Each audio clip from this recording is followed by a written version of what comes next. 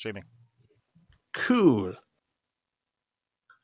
Hi, everyone. Welcome back. Forgot to change the title again. No. I didn't forget this time. I did it wrong. So bad, but a different kind of bad, and I need that to be right. It's still showing 3 galaxies. It cannot be showing 3 galaxies. That is. I'm refreshing. That's not fair. That's just not fair. Do we need to try one more? Yeah, there it is. The universe is conspiring against you. It's just not fair. I changed it twice now. No. The only thing that's changed is the Pathfinder. That's so... It does say Curse of the Crimson Throne, though. Yeah. Where are you reading 3 galaxies? There it is. No, it popped up for me. Yeah, that's why I said the thumbnail's not going to change. No. It was it was showing as it was. I refreshed it twice. Yeah, I don't know why it didn't populate for me until just now. Anyway. Okay, that's fine. That's good because I'll be honest, I wasn't restarting it again. If YouTube was going to be a little bee about it, I was not going to play its game. Better watch the language, man. Yeah, well, you know, I'm all about those hard initials. All right. Hi, everyone. Welcome back to Curse of the Crimson Throne, episode lots. 23. Yes, lots. I feel like we're saying the same thing here. And introductions need to be made, I believe. I'd like everyone to meet. What are we going by? Are we going by Joe? I'm fine with that. Okay. Hello. I'd like everyone to meet Joe. Hi, Joe. Hi, Joe. Oh. Joe the Everyman. Joe, how are you? I'm doing well, I guess. Joe is my younger brother, which is weird because he's not Sib's younger brother. He's just mine. Wait a minute, really?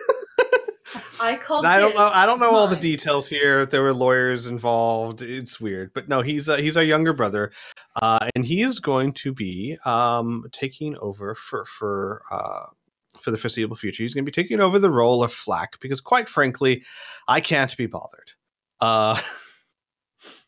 He's going to be taking over. Flack is going to become a PC character for now because because why not? Because I said so. Yeah, because we got our butts handed to us, and we decided we needed more help. Did that happen? I don't recall. Oh, okay.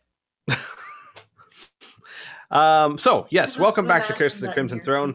Let's just jump right into this. Last session, Muiri and Amelia recovered from the wreckage of the fight with Gadri and Lam, and the bitter defeat. They were able to successfully bring Arlen back from the dead, though not quite the way they were expecting. A druid was happy to a druid, Thousand Bones, a druid, some random guy. We pulled some guy in off the street, and boy, he was great. Thousand Do you Bones know was how to able resurrect people? Boy, do I. Thousand Bones was able to do a ritual that was able to bring Arlen back from the dead. However, it was a reincarnation, not a resurrection, which means that Arlen was brought back in the body of a dwarf. Yay! Where did the universe get that body? Yeah, well, Kentucky. The universe has it out for me. Yes. Kentucky, home of the dwarves. We got you, Ireland. We got you. Fresh shipment of dwarf bodies. Thanks. You need to see some sights, you come ask us.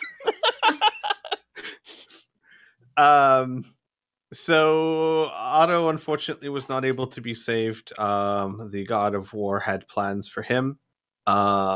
And he is currently taking up a majority of the space in their bag of holding. Yep. And Amelia's currently sick. dreading having that conversation with You guys Chris's wife. disgust me. Or we could have left it to the frickin' Sturges. I fucking cast a magic spell on him that would have made him fine for 10 days. Yeah, but who would have carried him out? I would have come back for him. You're heavy. Leave me alone. So, they also found out some really bad news.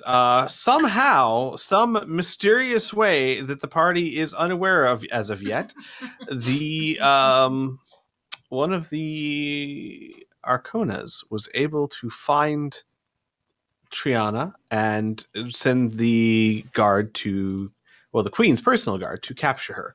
And Triana is set to be executed in the town square tomorrow. Cressidia, not a fan of how all this is going down, given that normally there's things like trials and fair trials and all that stuff that's being circumvented. She can't personally do anything herself because she is the captain of the guard, and she could try and take legal channels to combat this, but that would be too late. Triana would be dead. And while Cressidia doesn't know one way or the other if Triana's guilty or not, it doesn't really matter. As far as she cares, it doesn't matter if she's guilty or not. The simple fact that the Queen is usurping the rule of justice, which means hold a trial first, and going straight to the hang until dead part, she does not like this one bit, and has offered to help you stage a coup to rescue her. Now, she has pointed out that her help is, by its nature, incredibly limited, in that in the town square, it will be guarded by her Crimson Guard, and they will be able to help you formulate some form of escape, or help you when it comes time to escape. But that's about all she can do, because she cannot be seen to actively be going against the Queen. That would cause bedlam in the streets. I did have a question, Squee.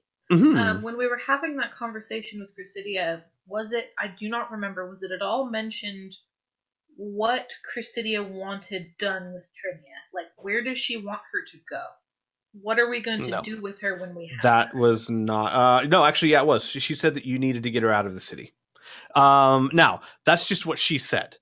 Now, what you do if you are successful is completely up to you. But in her opinion, this woman, guilty or not, is not going to ever get a fair trial in this city, and she just needs to go. Okay. Be out of public eye for a very long time. Okay. Or at least enough time to, not a very long time, enough time for this to die down, and for at least Cressidia to have some confidence in well, not the government, but that she might get a fair trial. Does that make sense? Mm-hmm. Once All the right. mass hysteria has calmed down a tiny bit. Yeah, and whatever craziness has gotten into the Queen. And Cressidia would mention this.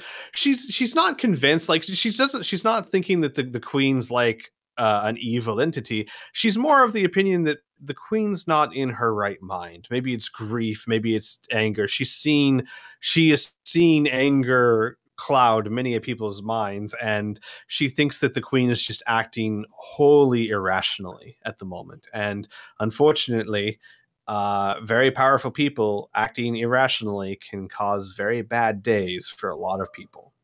Mm-hmm. So with that, she did tell you that your best chance would be during the public execution, because otherwise she is housed in Castle Corvosa's dungeons, which the chances of you getting in there, rescuing her, and getting out alive is very, very slim. TPK. The best option you would have would be to interrupt the execution itself, where it's in a public square and as open as you're ever going to be, and hope to escape that way. Which square is it, like on the map here? So it is, I will let you know, it is the Idurid Street Square. If you go down Field Marshal Avenue, you'll see it. No, I'm sorry. No, it's Dominia Square, right next to the Citadel. Right, okay, the one right in front of Castle Corvosa. Yes. I put a thing for you, Squee, in the Discord. Yeah. Gadriel Aladdin shows up. Fireballs disappears. Like, that's gonna be my new thing. It's no longer Rock's Folly. It's Gadriel Aladdin shows up and hits everyone with a fireball. It won't work so much when you're level 15, but we'll deal with it. So you guys were told that the best chance to rescue her will be the next day to try and interrupt the execution. And until then, you have basically been given free leave. You're free people. I don't know what I'm talking about. You were actually taken down to the dungeon. Chrysidia wanted to give you some help, and that help came in the form of Flack, who was still imprisoned down there. She's going to release Flack to your custody because, quite frankly, she has come to the conclusion that with all the chaos that's going on, no one's going to notice or care if Flack just quietly disappears from the dungeon. The order that was pissed at him have other issues to worry about, and she's managed to smooth that over quite nicely. And she is offering you the services of another prisoner down there by the name of Murdoch, who used to be a city guard until he had a well, it's not until he had a gambling addiction. It's more like until the gambling addiction became a big problem for everyone. Until he got caught. Yeah. Murdoch, a fighter, she offered you his services as well. In return of, she told Murdoch that if he helps you do this, the two of them will then discuss his going free. So that is that, and we ended last session with a little bit of a narrative state. You guys had returned to the orphanage, and you had found a package by the front door. The package did not have a lot of pomp or circumstance to it. It had a note signed from Vencarlo, and it said, "To those who wish to be heroes." And inside the box were sets of white and gold cloaks and half masks that have a minor magical enchantment on them that once attuned to them, they give you advantage on all all deception checks and disguise checks. So any disguise checks and any deception checks that involve your physical appearance, i.e. a deception to try to hide your identity, you have advantage on while attuned to these. I just want to make that clear. It doesn't give you advantage on like deceptions to tell a lie. That's not the same thing. It is a magical enchantment to help hide your identity. And we're going to start there because there is a lot of stuff that you guys need to sort out. Now that you are here at the orphanage with your new bag of holding and its contents. We are going to say, Flack, you have been traveling with them ever since the dungeon. We'll say Toby was with you in the cage. So we'll say you've been riding Toby back, and we'll say that on the trip back you were very quiet, which is uncharacteristic for Flack, I suppose. But maybe he had a lot to think about, or maybe he had a little bit to think about, and really that takes time. And Murdoch, you are with them as well. In fact, I remember, without so much really asking, you claimed one of the cloaks and masks for yourself. Pinched. And we're told to bathe in so many words. And we'll go ahead and pick up there in the orphanage.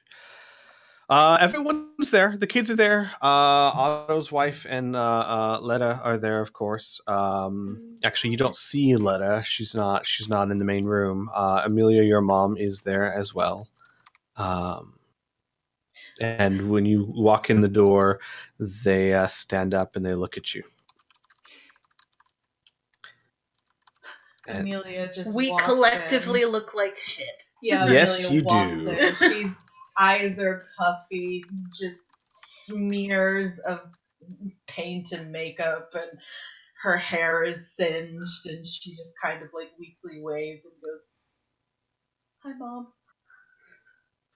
Your mother comes up to you and puts her hands on your face and looks at you and your puffy eyes, and then she looks around at the party, who has a lot of faces she hasn't seen and is obviously missing two faces that she knows. And she looks back at you and just hugs you very close, and she doesn't say a word. She just hugs you very close, like she knows something's wrong. By the way, Satomi is actually staying with Chrysidia, Arlen, for the time being, mainly because Thousand Bones is going to stay at the Citadel Volshnik for the time being, because Chrysidia, needs to make sure the last thing she needs right now is an incident with the Shawanti. Okay. So she's giving him medical care, and Satomi. They're going to stay there because of everything that's going on. The last thing she needs is them on the streets causing problems. So yes, they are staying at Citadel Volshnik. Your mom just holds you close. She doesn't say a word. She kind of just assumes the worst has happened. Otto's wife, though, Anna says, it's Anna, right? Yep. Yeah. Okay. She says, where's Otto? Everybody Otto? surreptitiously looks at the bag.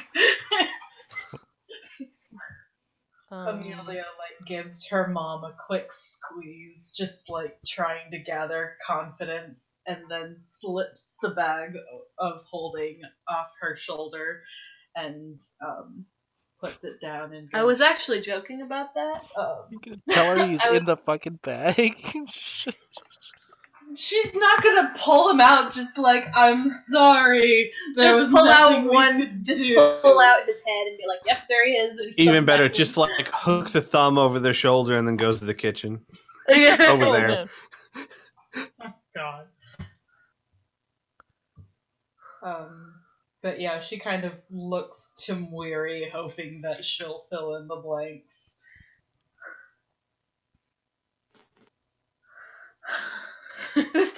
There's a long silence.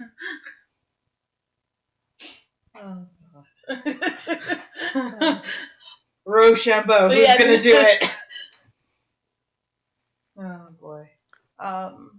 Finally, Amelia, after Mwiri just doesn't say anything, turns back to Anna and says, I'm so sorry. Anna starts silently weeping. She sits down, and she, after some time, she says very quietly, Letta started crying. I didn't know why. I guess now I know. I just got him back.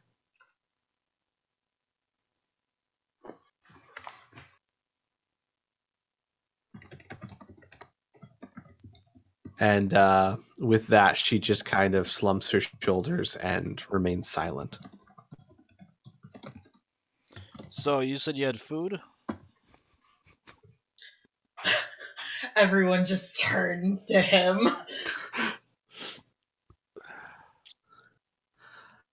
What? Amelia's mom, Amelia's mom turns daggers on him. And who are your new friends? One is an old friend. Not one I've met before. I beg to differ. Mother, this is Arlen, she says, kind of doing the ta-da hand. Yeah, the ta-da thing. Amelia's mother just kind of looks. Yeah, it's a long story, but You're a dwarf. I didn't have control, okay? I don't go around talking about other people's heights. Just storms off. all sensitive about her height now. You don't have to make fun of it. She looks back to Amelia, like, with a questioning look, like, what just happened? She holds up her hand, like, I'll explain everything a little bit later. Right now, we've got, there's a problem we have to fix. Yeah, it's Has the execution been like announced. Yeah, heavily publicized with the general public know of Absolutely, it? it has. Yes, it absolutely has. There are flyers, and that's something you would notice. Flyers all over town. There aren't any on the orphanage, right?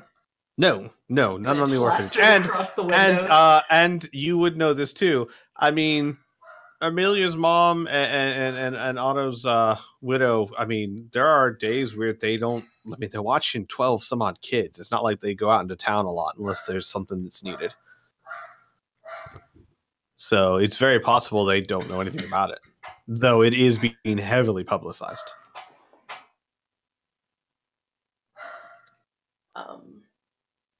Amelia, kind of pulling out her hands and her sleeves, goes,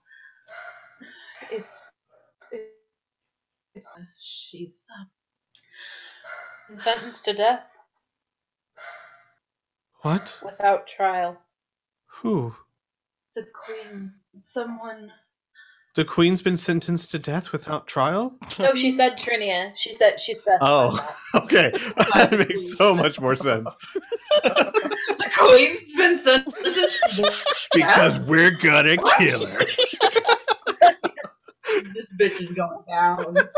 By the court of the people, she has to go down. Amelia's she goes, I shouldn't keep calling her Amelia's mother. What is your mother's name? I can pull up the notes. I don't have them in front of me. Hang on. You don't remember either. Oh my god! I think I have forever called her Amelia's mother. Probably. Oh my god, it's been Well, so because long. it's not unusual because I would always say you're a mom, you're a mother, you know?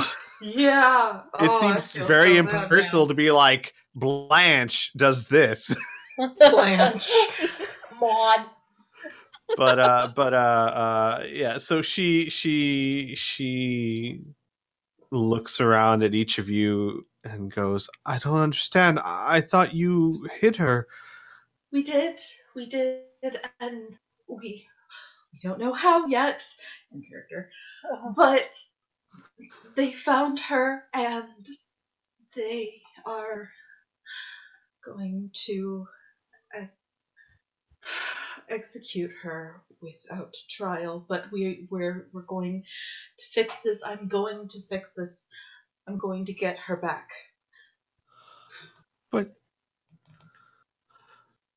But you just came back. I know, but I can't leave her. Mom, I can't. I know. I don't understand. Can't the guard do something? Isn't she supposed to? We already talked to Ms. Croft, and she said that any legal actions that we tried to do, any pardons to a judge or for a proper trial, would take too long. It's happening tomorrow. But we don't have a lot of time. I don't understand. How are you going to...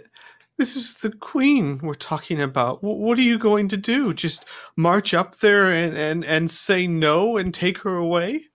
Kind of sounded like that was the plan, yeah. She turns around on you and, like, she's got a very angry face, and she goes, and who are you, sir? Amelia gives him kind of like a buffer of like half of her between her and her mom. Just like, Mary has no such obligations. Mother, this is Murdoch. This is Murdoch. and he is going to help us. Miss Croft Oh, has sent him to help us. I bow then ungraciously. I am sorry for my outburst then, and grateful for your help, but I still don't understand how do you plan on doing this? You aren't you're not some heroes in a story's tale. You can't just walk up to the queen and steal someone from her. You'll get killed. If we don't, who will? She doesn't really have an answer for that. Yes. If we don't stand up for her, if we don't try and do something no one else will. Amelia, roll me a persuasion check, please. Jesus. Do you want me to roll that for you, or do you want to actually click the button? Oh, you can do it. Or do you want to just take a natural one? You can take one if you want. Take 10. No, take one. Persuasion. Oh. Hey! I might as well have been one. Oh, fuck. She You goes. said this was gonna be the end of it. She says. So what you're saying is that instead of losing one daughter tomorrow, I'm probably going to lose two? No, because we're going to make a plan and everything's going to be fine. Everything's gonna be fine, she says, and she's like, it looks like she's starting to kind of hyperventilate a little bit. Muiri, up until this point, has been kind of standing with her hand on Anna's shoulder. And she will kind of look around the room at all the kids and the miscellaneous adults and, you know. The kids are very quiet. They don't really grasp what's going on, but they understand something very serious is happening. They're very quiet. And you see Amelia and her mom starting to hyperventilate. Just collective anxiety is building. It's like they're genetic twins that somehow missed a generation. It's a familial feedback loop, which is never good. So Muiri is going to gently come around and put her hands on Amelia's mom's shoulders and gently guide her to a chair and kind of sit her down and do the exact same thing for Amelia. I believe we decided on Blanche. Blanche? Okay. Oh, Jesus Christ. Really? I would go for Maud. Honestly, I just think Blanche is like the ugliest name in the world. I'm sorry if anyone's actually named Blanche, but it really does sound... I mean, seriously though, I'm sorry, but it sounds like I'm trying to keep my food down. Blanche! Sorry. I'm probably really insulting someone out there, and please forgive me. There's like 5 Blanches watching on YouTube it's right okay, now. it was funny. like everyone's just like, and unsubscribe. Oh boy. Oh, okay, so Blanche. So that's we've filled a couple of chairs at the table with grieving people. That's great. She'll then kind of roll up her sleeves and point to Murdoch kitchen. What are you telling me to, like, I'm confused. You're pointing at me Go saying kitchen? to the kitchen. Murdoch looks around. Isn't this It's like a one-room right there. building? Yeah. Yes, go to your corner. Murdoch is scrounging for food. Go for it. Foraging. It's all under the floorboards if you know where to look for it. So like Murdoch doesn't care. It's like, hey, yeah, sure, whatever. I'll go get There's a food. lot of jars of honey in here.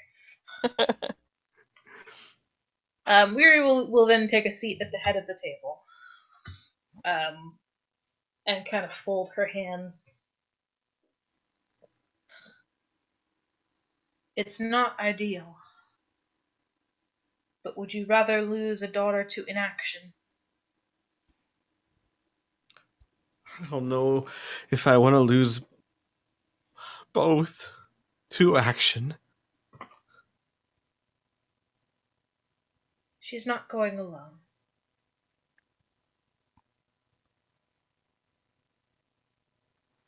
She kind of slumps her shoulders and she says, I don't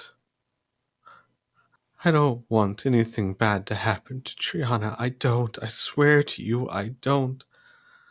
But she looks up at Mary. I can't lose Amelia. She's all I have left. I already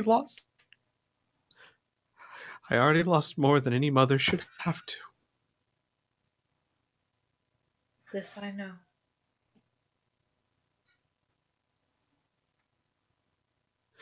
Then you swear to me she will not die. You swear on this orphanage and these kids and your family, everything. You swear it to me. You know I can't do that. Yeah, Amelia looks up and goes, Mom, please. You know I can't do that. I cannot guarantee life. But I can do my best.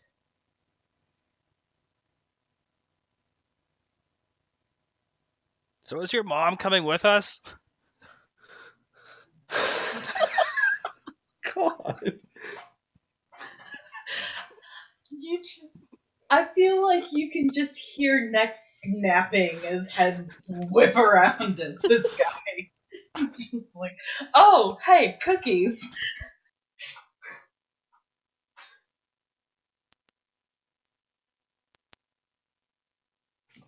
Yeah, every eye in the room is looking at Murdoch right now.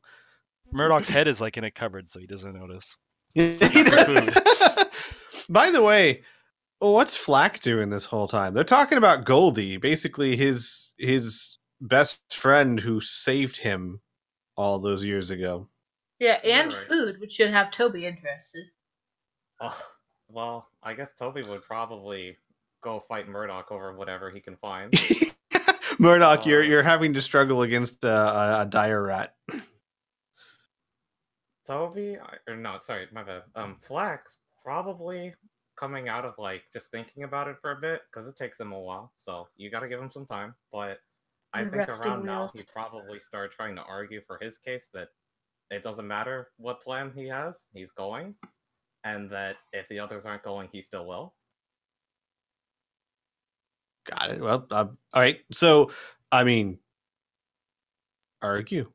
Do the voice. Do the voice.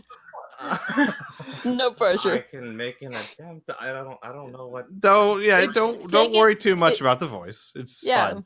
The role play is what's important, not the voice acting skills. Black. He says, lying.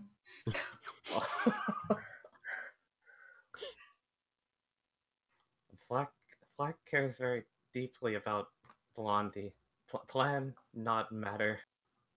Flack will still go. Flack need Blondie. And Flack kind of just looks down, kind of sad. He's ready to go though. She looks at Flack, looks back to Murray and Amelia, and then just kind of shakes her head and she goes, "You never listened to me anyway. Go. Just go." And she'll just get up and go upstairs.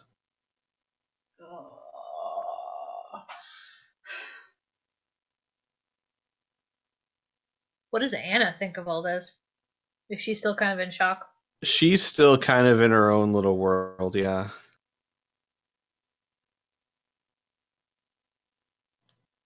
Hey, Squee. Yes. Would Arlen be able to use her message device to have listened in on all of this? Where are you? Why didn't you hear it? You're 'cause just upstairs, dude. She went upstairs. We're not exactly being Oh, quiet. that's right. I mean, sure. Okay. I suppose.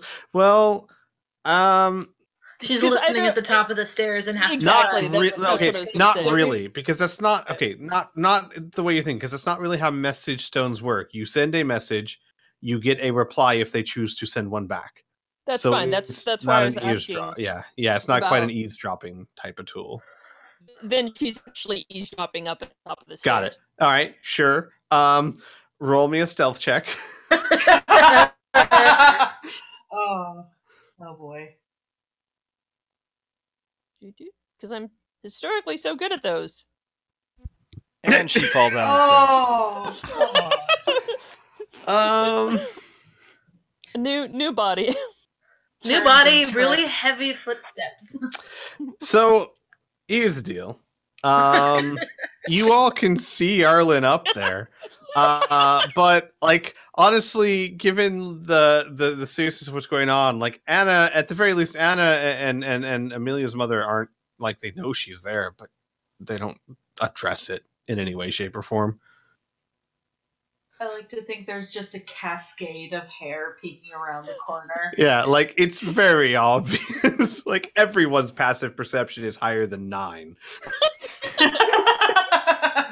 So you pretty much all notice her, but no one's really addressing it. So Arlen, hey, as far as you know, they don't know you're there. Good hiding.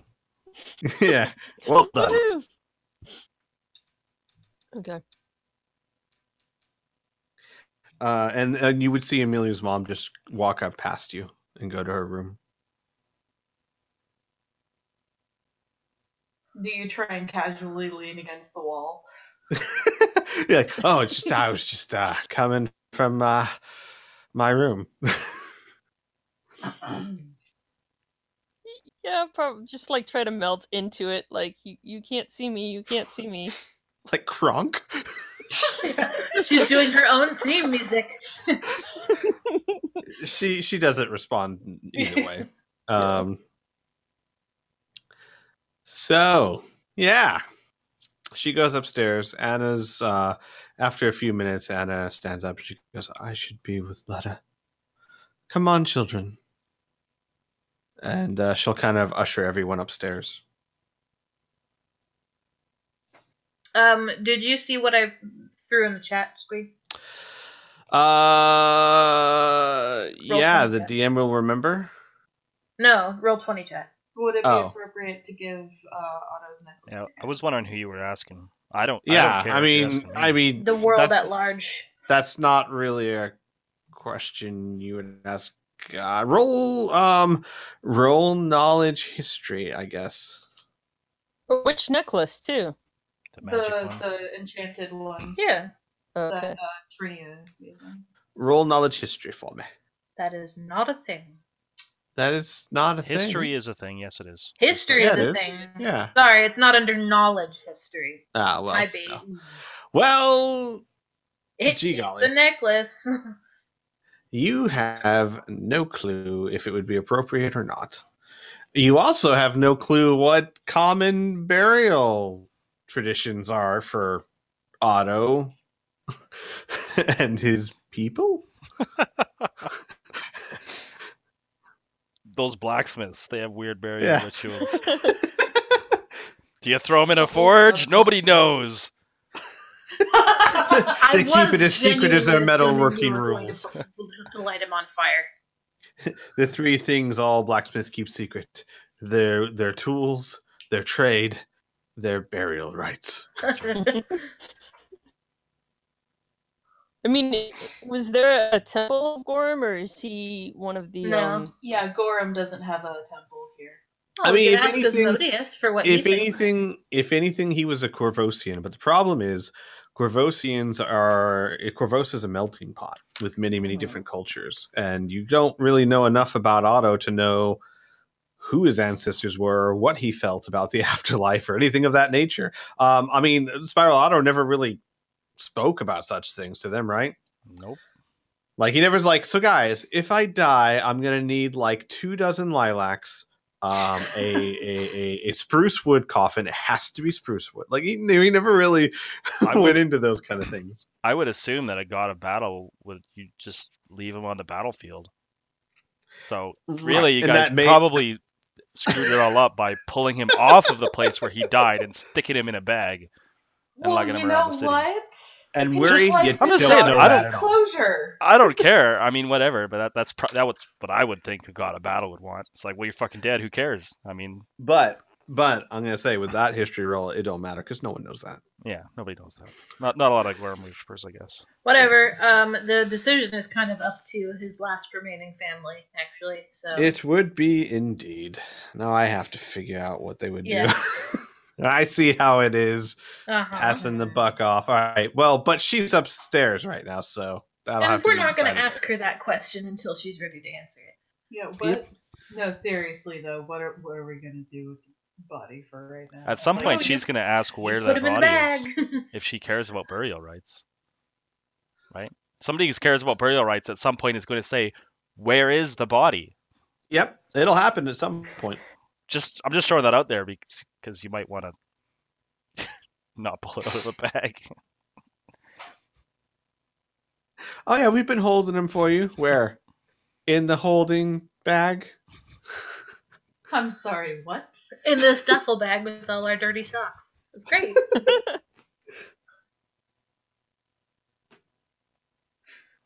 All right, so Yeah. we can move this Crack into a more yourself narrative up, don't thing. you? Oh my god, Um, Laura, are you okay? Or do you guys want to move this into a more narrative state? Like, what are your plans now? We'll say it's mid-afternoon at the moment, and the execution is tomorrow at noon. Weary will stand up, dust herself off, and say some variation of the words "keep moving forward." And then she is going to pull Amelia and yank Murdoch out of whatever cabinet he's crawled into. And she's going to start making food. Some variation, so like moving keep forward, No, as in like forward moving keep. some variation, as in like Something inspiring. I Right. don't something appropriately wise. She just Why gets the is it order wrong? all wrong. Yeah, whatever. Just Get the just fuck- Yoda that long shit. Got it. All right. Let me ask this: do you guys want to go more narrative? Are there any role plays anyone would want to have at this moment? There's actually one that I believe me and Arlen would like to take care of. Sure. Take care of, dang. So, yeah, I guess at this point, like, Arlen would come down to the kitchen looking for like a knife or scissors or something like that.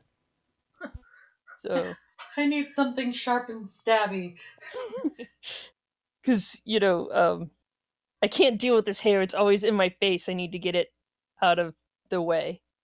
So she's gonna like grab a knife and then try to like hold up her long hair and then start to like. She Go to tries cut to it. pull a Mulan, and Amelia's immediately like, "Oh my god, no! So basically, Laura draw a new token. Oh god, no! Shut up, Squeak." Just made it, and she's like, "I'm gonna change my hair." Which, by the way, I do want to draw everyone's in the stream's attention to the new lovely tokens for Arlen and Murdoch that my sister is so blatantly and obviously trying to sabotage. God damn it! She's not gonna do it yet. I mean, I know. Amelia stopped her.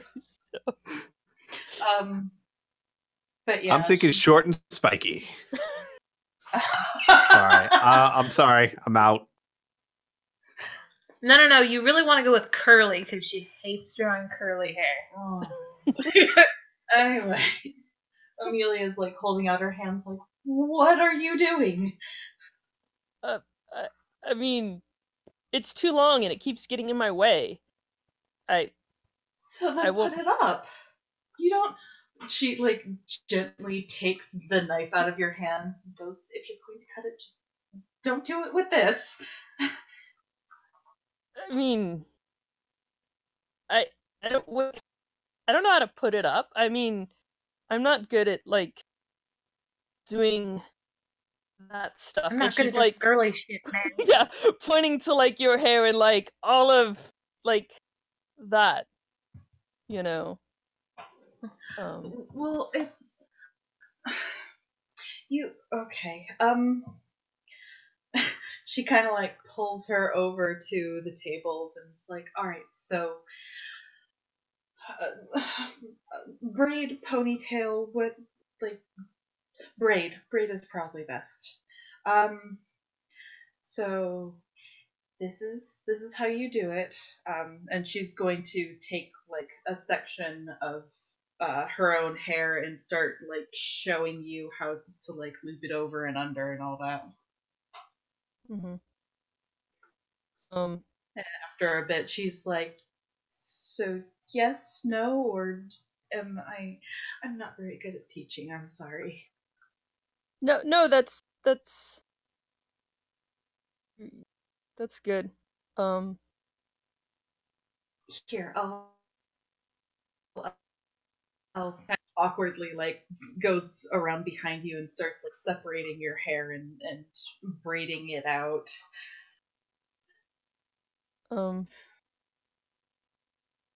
I wanted to ask, your mom came down pretty hard on you back there. You Yeah. you okay?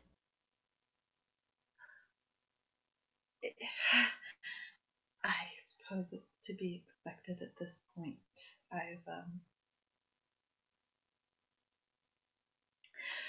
She's come very close to losing me a few too many times, I guess, and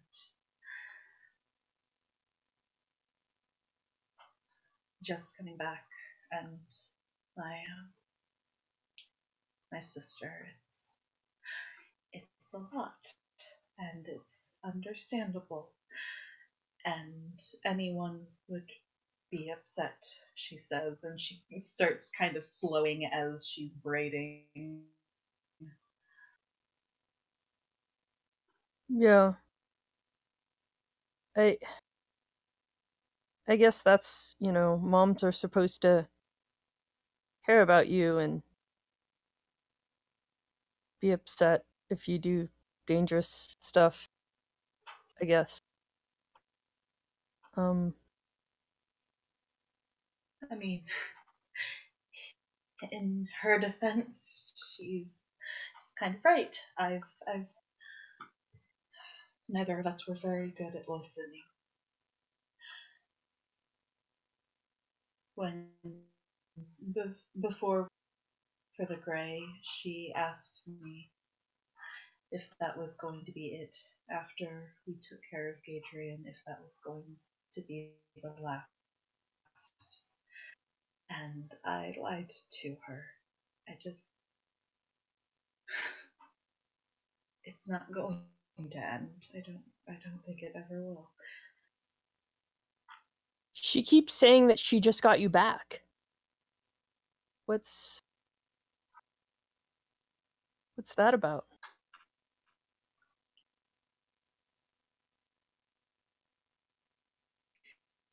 She pauses, and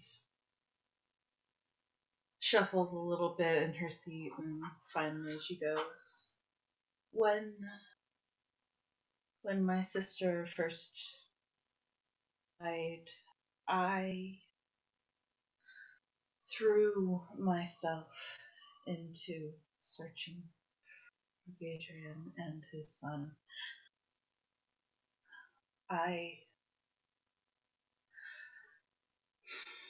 I don't know what I thought I could do on my own, but I tried everything, and I searched, and I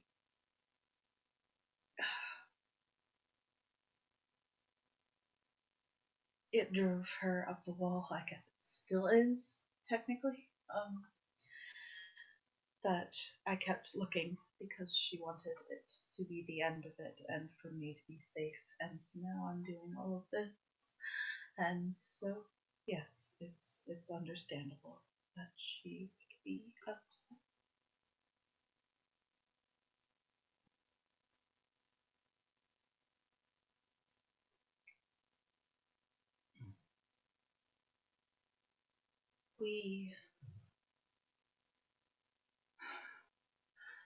Anna, she lost her husband, who she just got back. We're all. We can all die. The fact that we got you back is a miracle in itself, and I'm grateful for that. I'm actually really glad that we got you back, she says, and you can hear like tears welling up in her voice, but she like chokes it back. And finally, she's like, I just. She may not be able to handle me going, but I can't stand by and let another of my sisters die.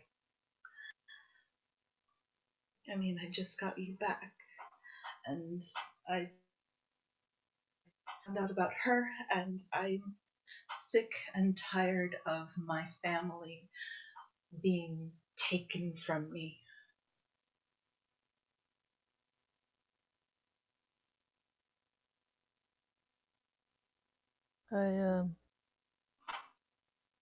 I definitely know what that's like, having family taken from you. But I'm sorry about your brother.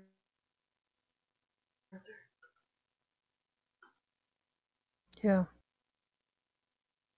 But hey, you know, as Maury says, you live, you move on,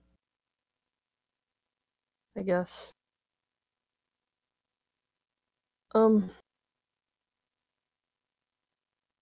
There's another thing I wanted to ask you that's been kind of bothering me since we were in the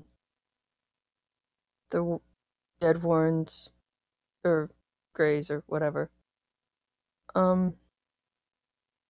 I don't really know how to ask, but I noticed you were really familiar with the sturgeon. What do you have experience with, like, drawing blood? Or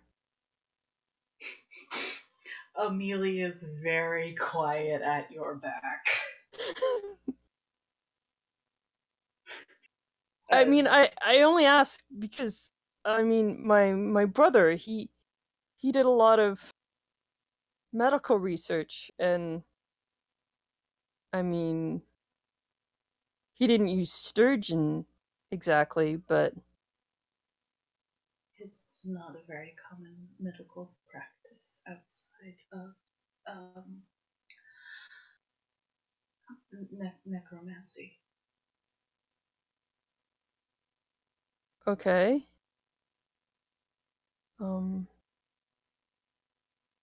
That's like I, that's a field I don't know much about. Actually, believe it or not, I hadn't come across a lot of books at the university library on the subject.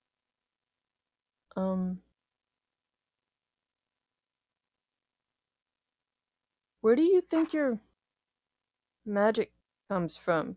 I mean, I only ask because it's just something I'm wondering about with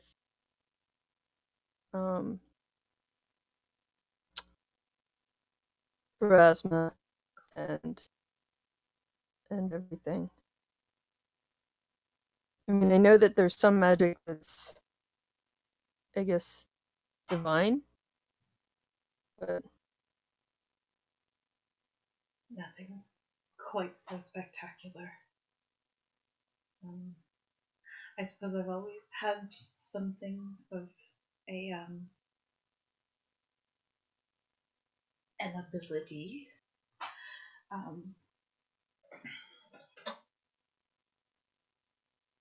I'm not really sure. My mother has no real magical aptitude, and neither did my sister. And I suppose I just have it. I don't know, GM. Like, is there some secret gene to this? No, I mean theoretically, anyone who studies long and hard and has the intelligence and aptitude for it could technically learn the arcane arts. There is theory that there may be some aptitude in the sense that you have prodigies, but strictly speaking, anyone could learn at least a little magic if they dedicated themselves to it. And I need to focus and stay, and they were intelligent enough to grasp it. Joe, I'm sorry, but I think Flack could study for a million years and he would never grasp the arcane arts. You mean we Yeah, can't I have could a breathe wizard fire from right goblin? now. Basically, I'm saying that to multi-class into wizard, you need intelligence of 13.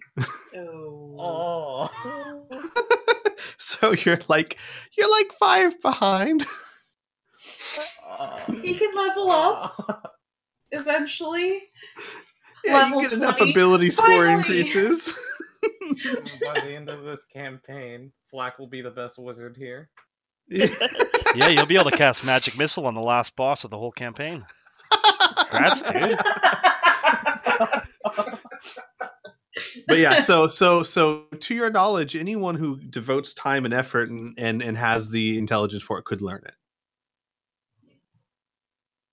So, and Arlen will go on to explain, like, the reason why. She always thought that magic was, I'm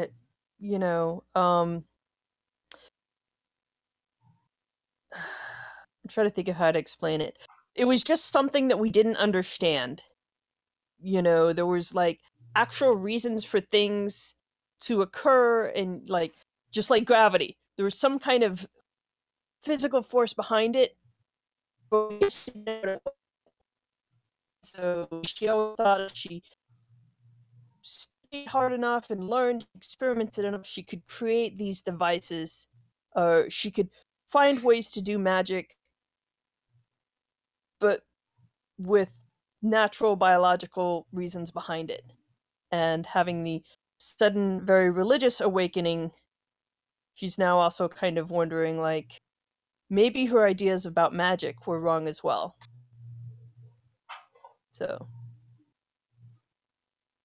Well, I mean, your inventions were incredible, don't get me wrong, but if you...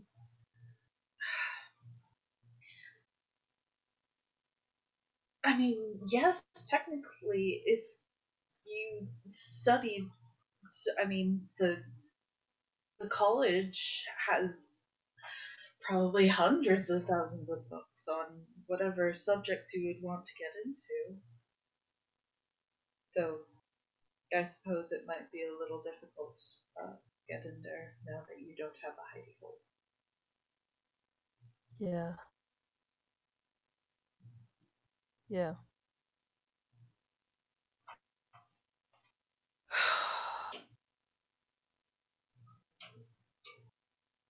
It's just one more thing I need to figure out. What's that?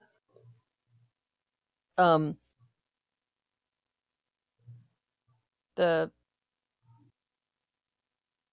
The magic? the lab. Yeah, I mean,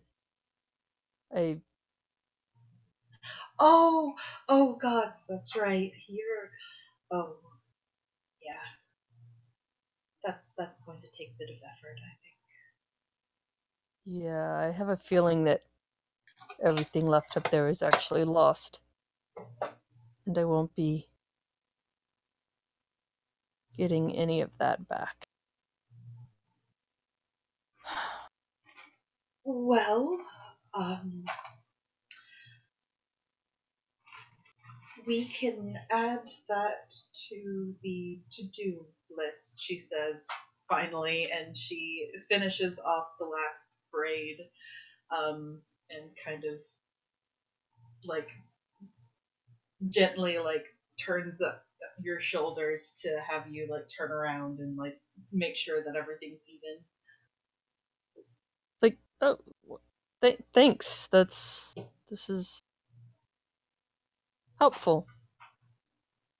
It won't, I look just like a proper Sorry, dwarf now.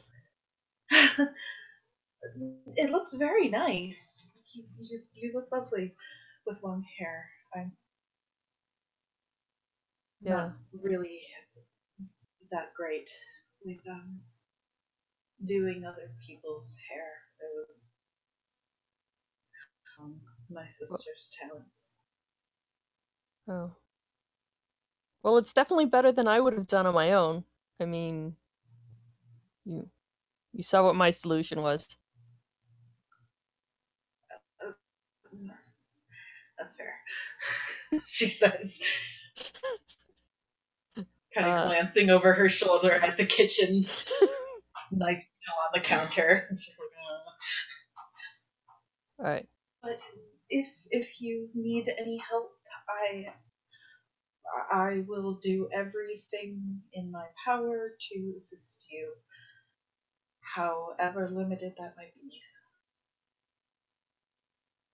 I appreciate it. But I guess right now we have more important things to worry about.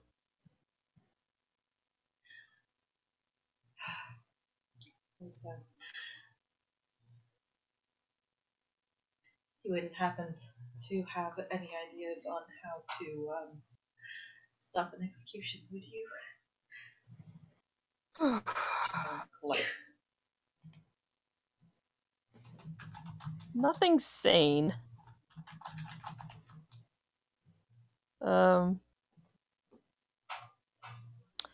I think we should go look at the place and see the layout.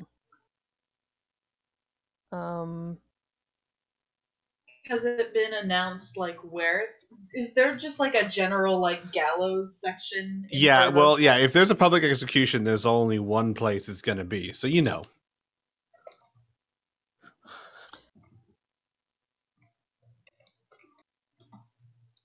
Thinking maybe, some scouting?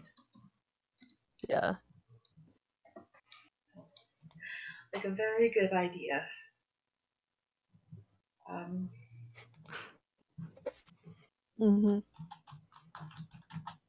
And maybe more, lots of more weapons, more magic, and divine intervention, right? Oh, I certainly hope we haven't drained that as of late. So I guess they're going to go over to Weary and Murdoch and Flack and be like, so, plans? Yes? No? Unless someone else wants to do a role play. Yeah, and like scene. Yeah, we can pull this out of character and more narrative, unless, like I said, unless anyone else has a roleplay they would like to do. If I understand correctly, you guys do want to go shopping and you want to check out the gallows. Yes. Anything else anyone wants to do? Get a glass of wine, perhaps? I feel like you want us to say yes. I'm getting a glass of wine. Like, drops Mike. Walks away. Anybody need a stiff drink? I mean, yeah, but should we? You guys walk up to the next day. Hey, guys, she's coming with us. All right. Then my question would be to the party: what would you like to do first? Shopping or scouting? Because I mean, like, if you look at your map, Scouting. Because then we know what to buy. Makes sense to me. Yeah. I'm smart. So, you guys get together and make your way east. What's his face? Crit one. Huh? Oh, Van Castrican. Yeah. Fantastic. Yeah, what about him? I was Laura and I were brainstorming, and we were like, "Fuck, who can we recruit to help us out with this?" And I was like, "Nat one, he owes me anyways." But I don't know if Chrysidia is already employing him. And Yeah, also, unfortunately, not Van I was- Kastelkin. Oh, go ahead. Go ahead.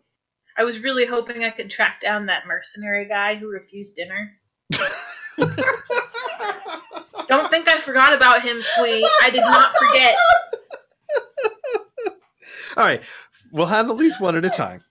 First and foremost, unfortunately, not Van Kastelkin, because, as she said, the Crimson Guard has to be as hands-off as possible here. She is risking a lot just saying that they are going to try and help you get out once you get her. Because, and the thing is, and she would have made this very clear, if the city thinks the Crimson Guard and the Queen are against each other, riots would be the least of the city's problems.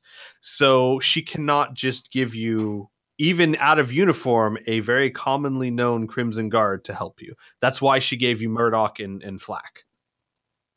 Well, should also gave back control- Flack, I guess. I think that you just called me a nobody. Yeah, I kind of Wow. did. Wow. Damn. So That's the cold. cards for Zelora, didn't Zelora, like, weren't the cards supposed to, like, help us if we needed help? We can also ask her. Well, Card I mean, reading. you can do a major summon a major image to speak with her at any time, and it does have certain powers and abilities. If you don't have those written down somewhere, I can look them up real quick. Sure. I'm sure I've asked you like 6 times whether or not I can perform. Let me pull up that spell. Oh yeah, Um, for to do a harrowing. Augury. Yeah. So basically, let's see here. Da-da-da-da-da-da. I just posted it in the chat. Right. Don't you I've have got 1 spell slot left before of my. Doesn't somebody have a deck so you could talk to Zelrod? Just whatever. Yeah, the deck. So yeah, what she's saying is that could we possibly use augury kind of flavorfully with the deck, which is absolutely definitely possible. Maybe Um, with Zelra's help. Since exactly. She lives in the deck. Yeah, sure. 100%. So here's what I would say we would do. We shouldn't do like a full harrowing because, quite frankly, I'm not prepared for that. And that's Right now. really, really something I need to prepare for, to do a full-fledged horror reading.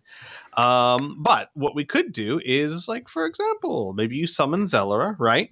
The major image of Zelora, cast augury, and then, basically ask her a question, have her flip a card, see what happens. You know what I mean? And interpret it for you. Mm-hmm. Does that make sense? I was we thinking. we would be divining an omen from the cards that she draws. Correct. Okay. Can, Is this your card? can we Is this your use her card? No. as a decoy, like, Oh my god. You can Just summon throw her the as deck a at them. you can The summon most her as a recent- major image, which means that she can appear as a person, as herself.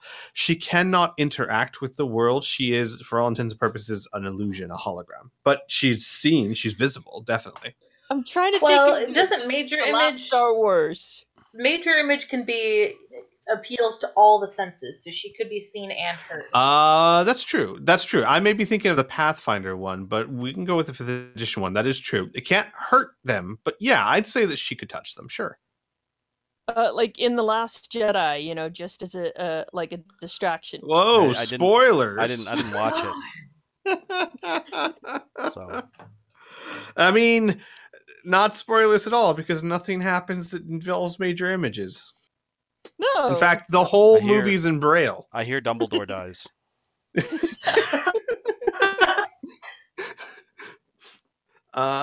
The whole movie's in Braille. I hope you guys can read bumps. So yes, tell you what. How about, so would you like to do this, Murray? Yeah. Like all 9 seasons of Friends were in Braille. All right. So you guys summon forth Zelora. And she appears and she says, It's certainly been some time. I am No, aware. She's aware of what's been happening. No, yeah, absolutely. She's Because just I've saying been that. carrying her cards with me. Yeah, she was just saying, I am aware of what's been going on. How can I help? So you guys are on first name basis with a ghost? Technically, she recruited us. Mind your business. Where? She turns to Murdoch and says, "Hello. Yes, my name is Zelra. I found them to go after Gadrian Lamb." And then she'll turn then like to Arl and she'll like dip her head and she'll say, "I am very sorry. I feel responsible."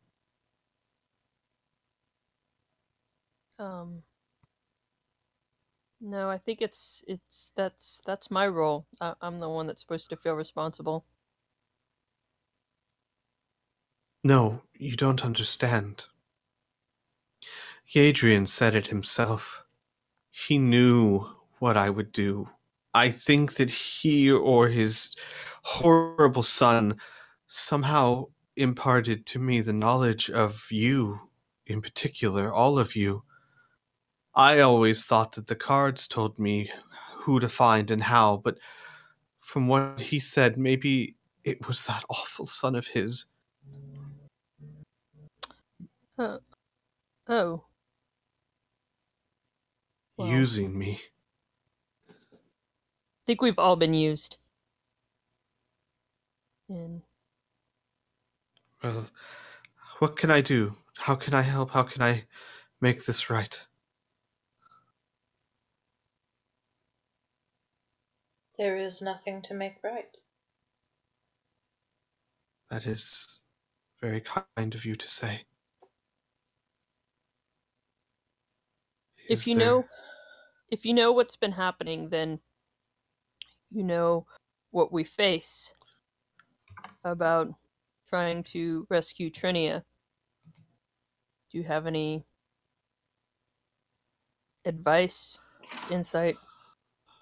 Not personally, no. This was not really my lifestyle, but I can use the cards to see what we may divine. That would be a starting place. So here's what I'm gonna do, and here's how I'm gonna work this. Because I'm also reading the spell, Mary, and the wording is pretty vague. It's a specific event or something. Here's what I'm going to do. I am going to, because you are using a spell on this, you're burning a spell slot in addition to using the cards. I will let you ask 3 very specific questions. Cards will be drawn, and Zelra will interpret their meaning. Okay, I'm going to. Can I run these questions by the party first? Oh yeah, absolutely. You could all decide on the questions, and I'm going to say, to spice things up a bit, I'm going to be drawing these cards at random and just interpreting what they say. Oh boy! Yay! Okay, so I was going to treat these like tarot cards, and you have to leave it a little bit open ended. So I was going to ask, what will be the circumstances of a best case scenario? What will be the circumstances of a worst case scenario? What is most likely to happen? I can answer those first 2. Well, no, unfortunately, we all die. Unfortunately, if you read the spell, it's specific actions, not outcomes themselves. Okay, the spell doesn't take into account any possible circumstances that might change the outcome. Yeah, basically, it's saying it says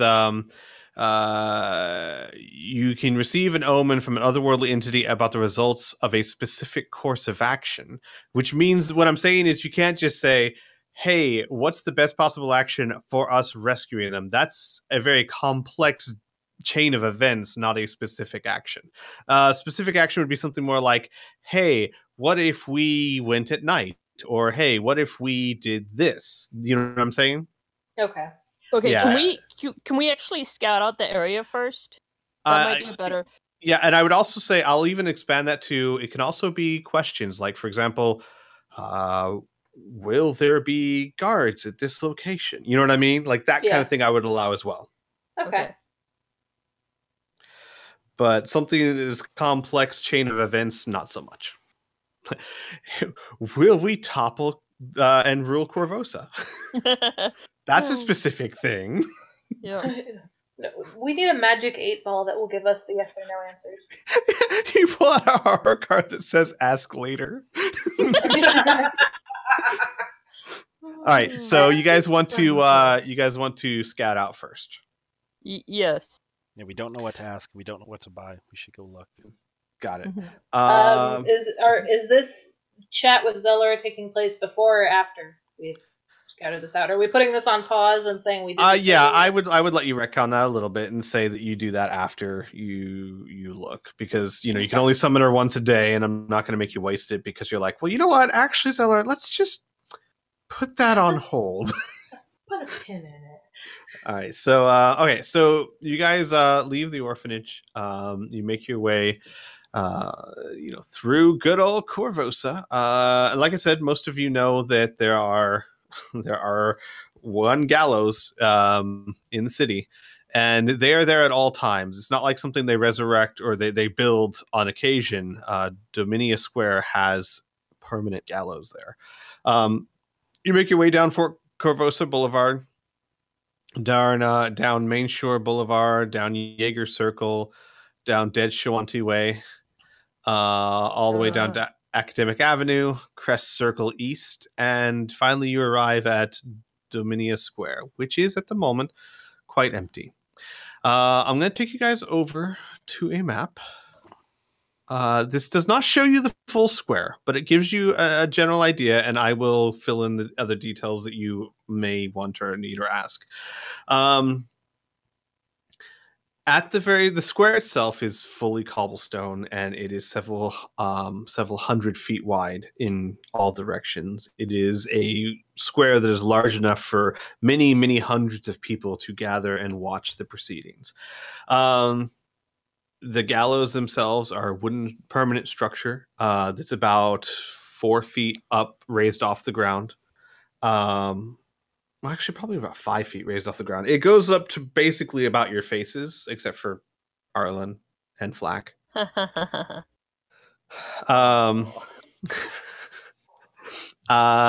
is made out of sturdy wood, probably like oak or something of that, maybe mahogany. I don't think anyone here is a woodworker, but it's been there for a very long time. To the south, to the north of the square. So technically speaking, this direction is towards the Citadel. This direction is back the way you came. Does that make sense? Okay, so the backs of the gallows are towards the... Right, where you entered the square was kind of where the backs of the gallows are. So the gallows face the castle? Correct, because back towards the castle there is another upraised platform, which is where the royalty will usually sit and oversee special or certain executions.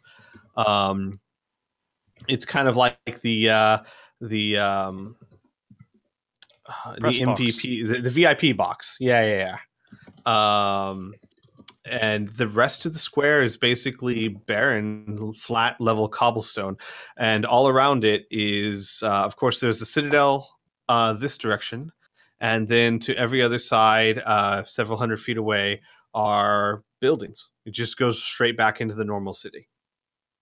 Okay, so there are buildings on all sides? Correct. How tall are these buildings? Give me a second.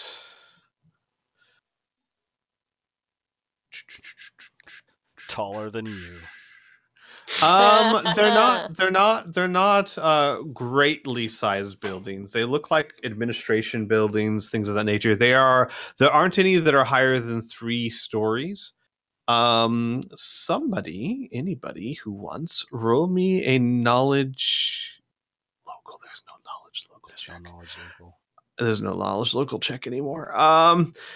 Everyone roll me an intelligence check. Oh boy. Yeah, Flack, do it. Hey, first roll of the game, Flack. Arlen's a 19, Arlen's a 14, Murdoch's a 19. Yeah, taking Um, credit. Flax Intelligence a got six. Amelia. Amelia just rolled first. And Amelia rolled an 8. This is boy. gonna be weary. 14. Okay. Arlen, Murdoch, and Weary. You all know that there are... So, hang on. Let me move you back over to the city map real quick. And if you guys will zoom in a little bit on the square. Okay.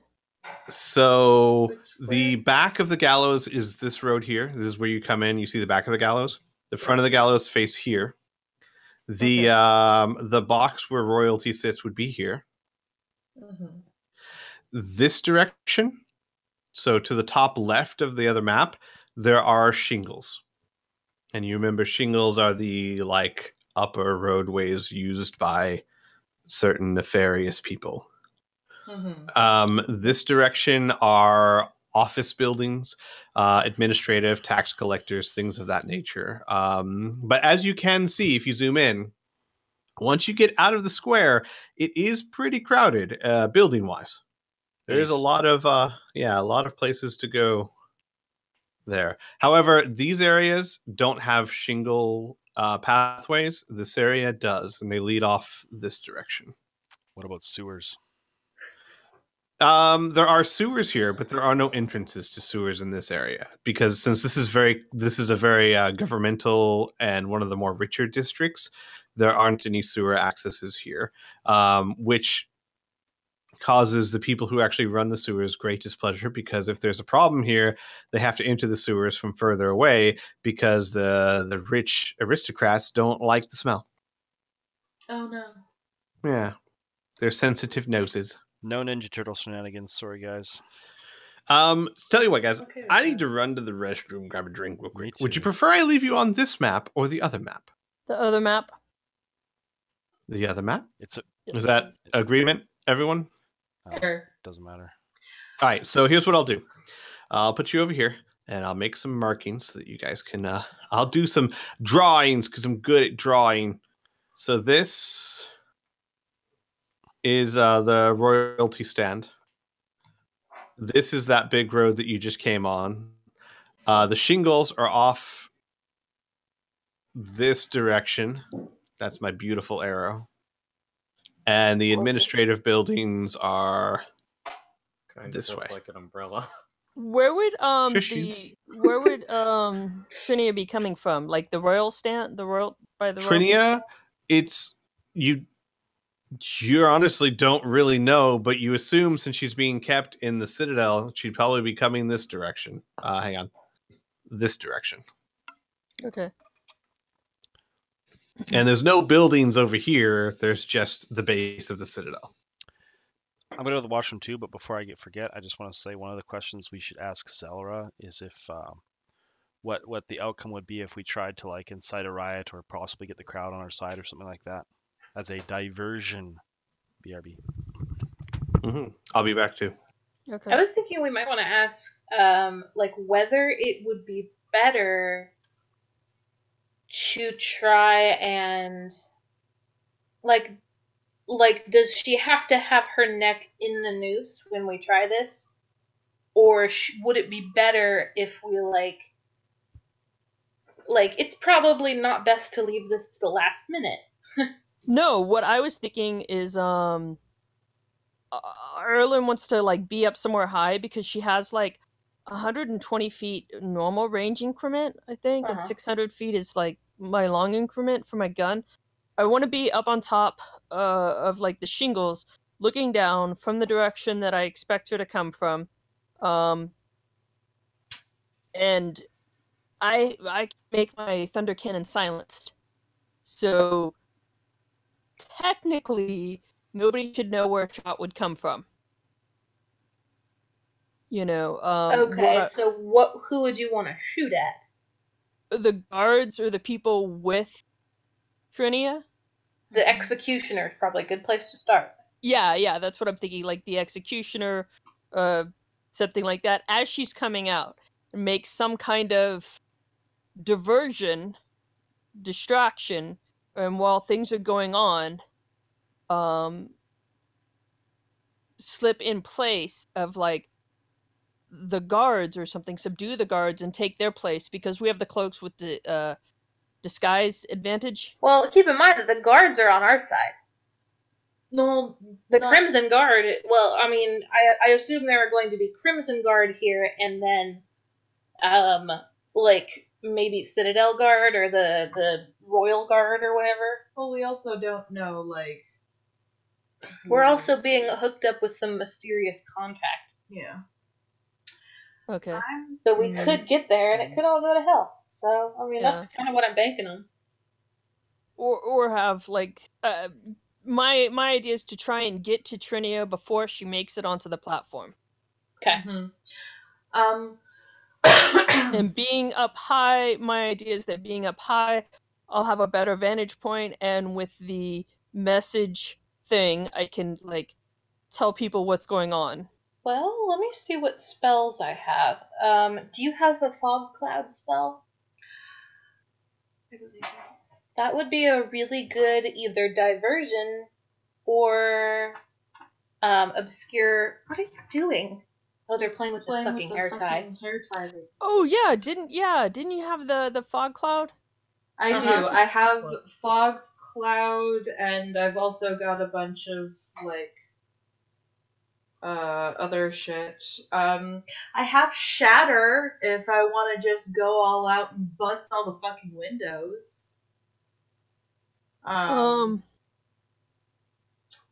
could also. I'm not sure. Let me check and see if that's just a self spell. Another thing. No, it's not. That's interesting. Another thing that I can do is non-detect.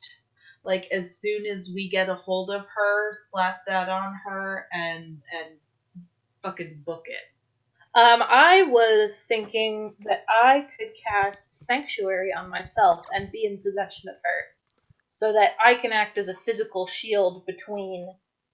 So people can't attack me, and I would be between them and hers.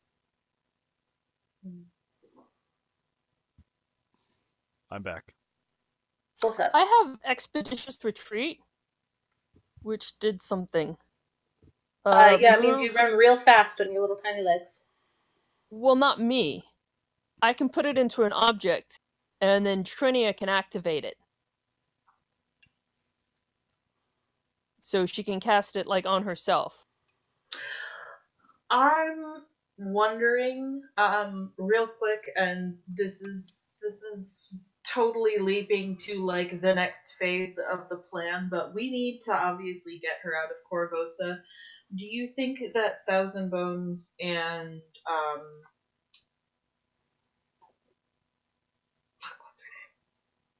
Satomi? Satomi, Ireland's GF? Ireland's X? would they be willing to take her in with the Shawanti when they leave? I mean, I yes, suppose that- please. Send them out of the city, because that would make my life easier. But, yeah, I'm sure. that's kind of what I was thinking, too. Mm-hmm. Maybe Arlie could negotiate a deal where she could go live with the dwarves. I'm pretty sure that's not how it works. She's one of them now, right? Oh. In body, but maybe not so much in spirit. Quite Hey yet. guys, you like rocks? Yeah, just You go like talk about rocks and beer, and then beer? ask if your friend can stay for a while. Boy, howdy, I sure like tinkering.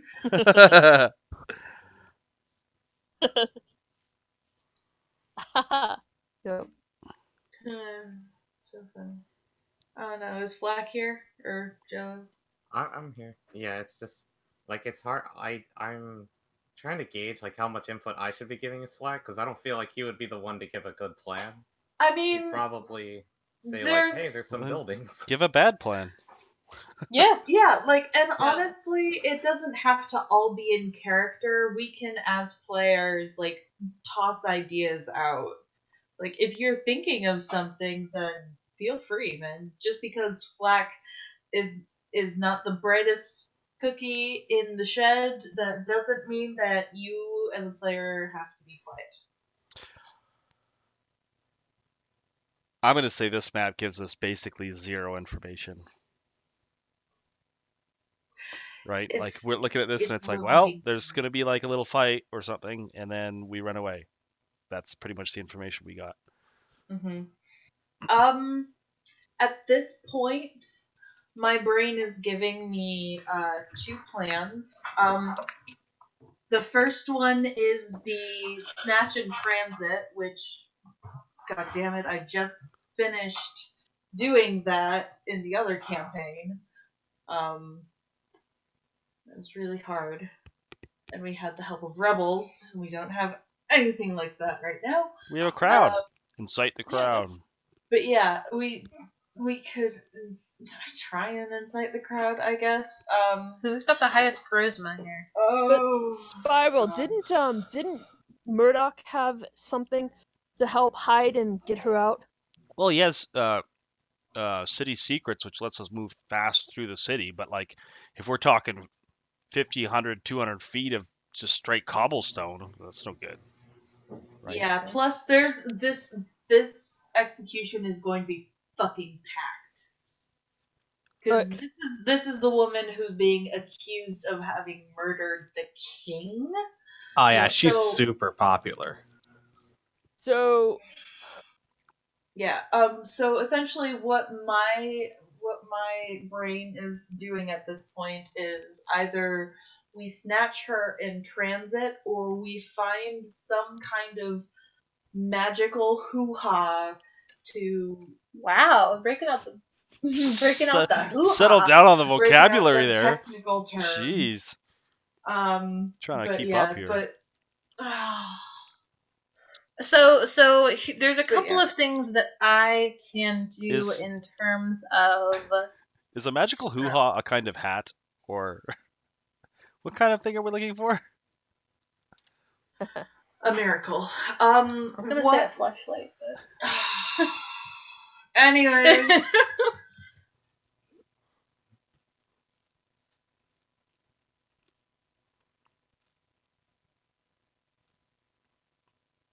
Hey, I don't mean to discourage you. You keep going.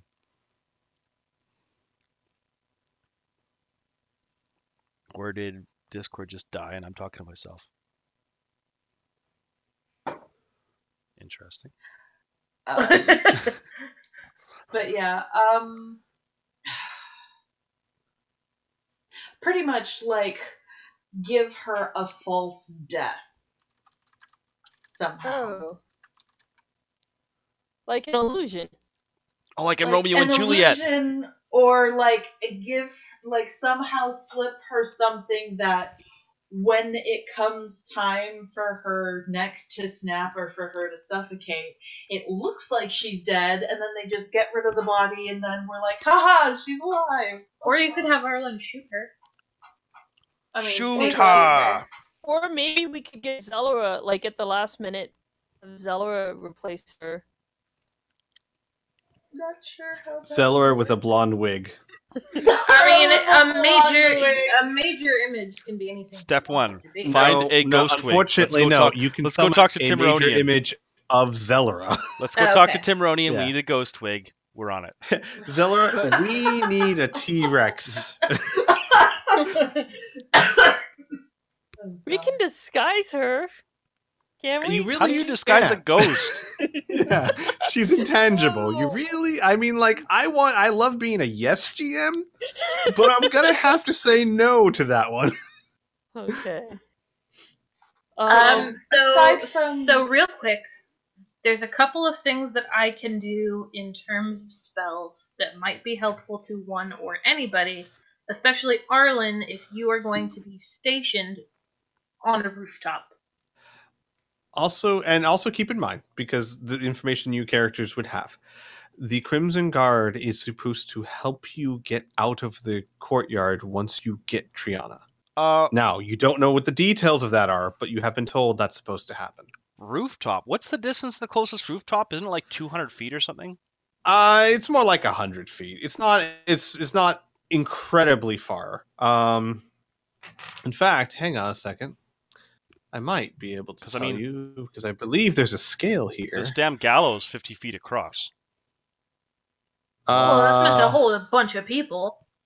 There's 4 nooses there. It is. Yeah, it's about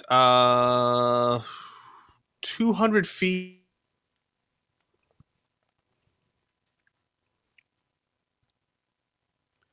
Is my Discord dying? Because all I heard was 200 feet.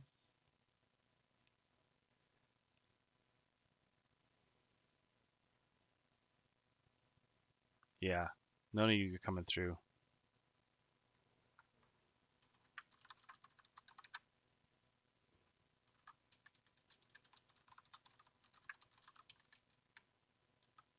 So, I mean, I may have given the wrong impression for the size of the courtyard. The edges, the boundaries of Oh, what you hold on. see are the boundaries of the courtyard. Steven, hold on.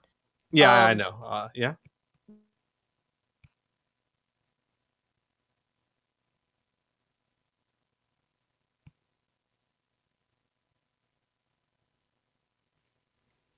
Well, that is a bummer. Trying to sort out why I'm not hearing anybody. Sorry, stream.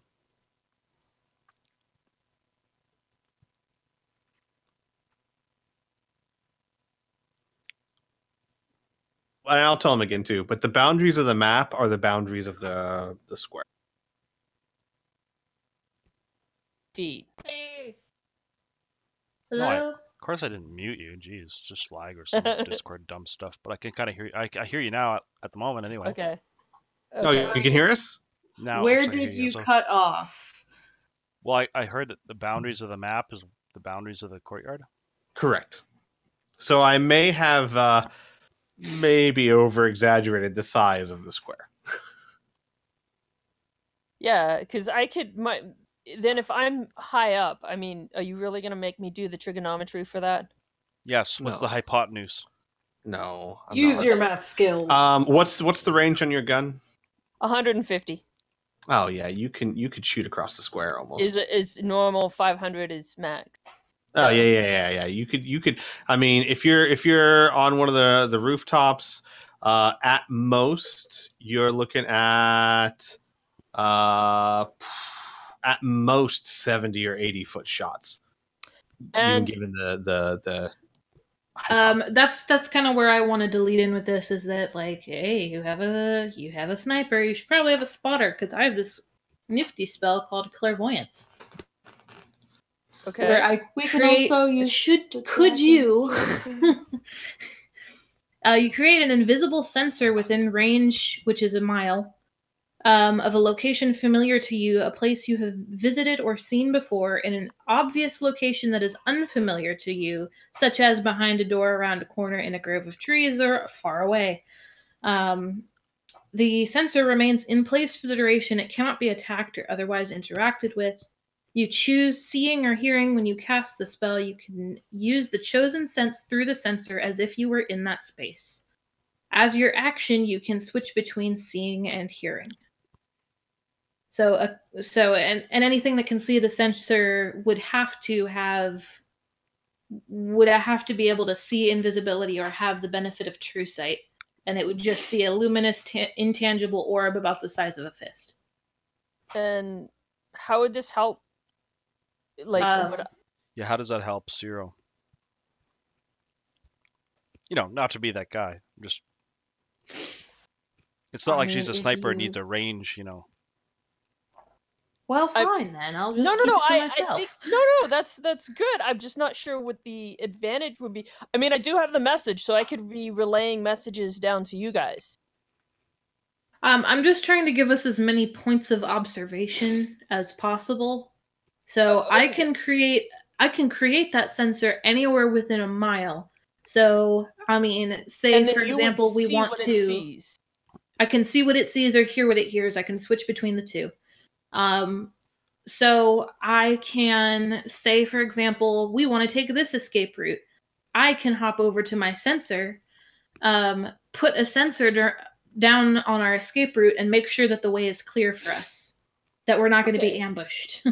Yeah, definitely. I like that. I see what you're saying now.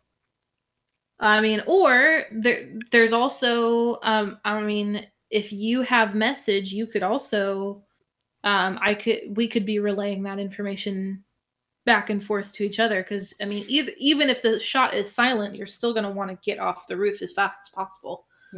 Yeah, absolutely. I think it would behoove us to scatter. So Arlen, you would probably want to go one way. Okay. And then we would probably want to go another way. Okay. So, I mean, I would... Man, I wish I was playing Gomaija for this. This would be super useful. Sorry. There's an illusionist wizard spell that is essentially create copies of yourself that move just like you do. So they can go off in different directions, and that would be super, super helpful. So... You have a goblin. Otto.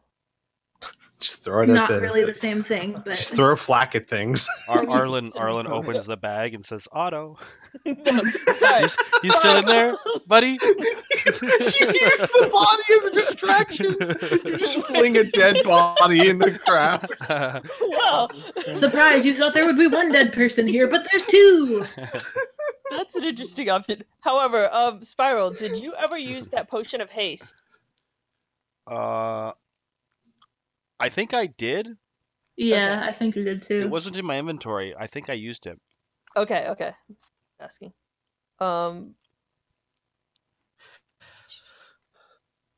So I have like expeditious retreat, which means you can what? I was you thinking can I'd take the just. dash action. You can always take the dash action. Oh, you basically you expeditious retreat allows you to take the dash action as a quick action instead of as a full action. And that means In other words, you could attack and then move twice your movement. okay. So I can do how many spells can I But could do? you move and then dash and then use dash again as your quick action? Well, Yeah. Well, wait, no. So you can move, attack. Oh, I see what you're saying. Yeah, you could. You could do that. Right. You could take dash twice.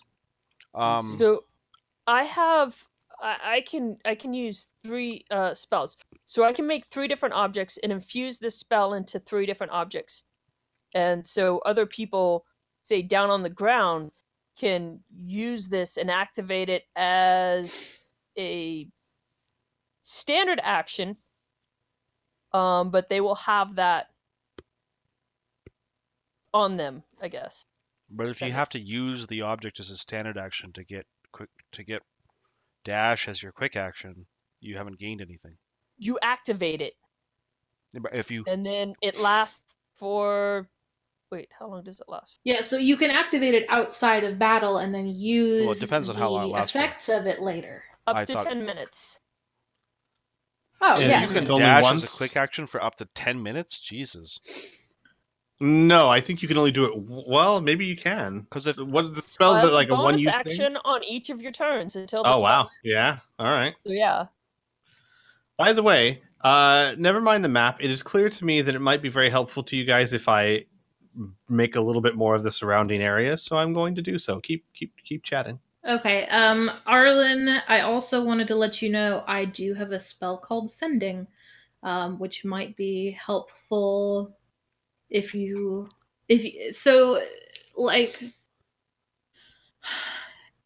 okay, so Arlen, you're kind of stuck. You're going to be on a rooftop. Mm-hmm. Okay, who is going to be the person who communicates with everybody else? I can coordinate wouldn't that. it have to be Arlen because she's the one with the message thingy? I have the sending spell. I can send a short message of 25 words or less to a creature with which I am familiar. The creature can hear the message in its mind, recognize me as the sender, if it knows me, and can answer in a like manner immediately. The range is unlimited. So I could talk to Trinia and fill her in. Um, The spell enables creatures with scores. Okay. Well, I mean, maybe we would want to tell Trinia that beforehand. Mhm. Like, hey, this is what's going to happen. This is our plan. Mhm. You know, I think that would be really good because Yeah, I can only. because well, she's not even gonna know who I am. So even if I try Well, and save she'll her, know who I probably know. am. She Mhm. knows me. You can I send just the wasn't sure message what you across mean. any difference and even to other planes of existence. Fancy. But if the target is on a different plane than you, there's a 5% chance that the message won't arrive. So she can also answer me once she hears me Okay. in 25 words or less. So, I mean, I think that would be great for letting Trinia know what's going on when we make a plan. Because right now I can talk to everybody and they can talk back to me. And so then If we're holding the rock. The whatever. well, it's not a rock, it's like a walkie-talkie, like a clip-on device. Okay, like- but she doesn't have that, so it might behoove us to inform her of what's happening. Yeah, that's what she was saying. Exactly. She's like, Arlen can talk to all of you guys, but they would need Muri to talk to Triana. Okay. Yes. Okay, so I can do that. So Arlen has her walkie-talkies. Do we want to... Okay, so assuming all goes well, and assuming we get Trinia, how are we going to leave? Are we all going to go in a group? Are we going to scatter in different directions? Who's going to take Trinia? Where are we going to go? I'd like to ask a couple movement-related questions for me in this area. Like, if I'm running around on Toby a lot, and there's going to be a huge crowd, I would assume that there's going to be a penalty to how much that mount's actually going to really help me. It'd be considered difficult terrain. So Right. half movement. The other thing is, we addressed earlier somewhat about what we would do with the crowd, whether we would try to make them kind of frightened and cause a panic, or try to get them to on our side. I'm not sure how much my character would be able to do about that, but if there's something we could do, the more confusion, I think it would make Arlen have a harder time shooting things, but it would make it a lot easier for us just to grab and go. I mean, goblins incite panic. I mean, that's for sure. Oh, I don't know if he'd be useful to getting the people on your side. Toby, we them. just need Flack to just run through the crowd right before it all goes down on Toby, right? Yeah, I'm wondering if also I could create some kind of diversion with a loud explosion with gunpowder. Well, that too, and I was Amelia, what spells do you have that might be able to act as a distraction? I've got... You've got the fog cloud, Yeah, I've got which the might help cover us. Because I can tell Trinia, when you see the fog cloud, move 5 spaces to your right. Or some shit. I can tell her to do that because I will be able to talk to her. Hopefully, unless there's a magical barrier, whatever. And I But think yeah. that would be the best to cast when we see her coming in, cast on that group coming in. You know? I also have stuff like Shatter, which can really fuck shit up if we need it. Well, isn't that it's an AoE. Yeah. So, I mean, I might also... No, because that wouldn't work with an AoE. My bad. My B.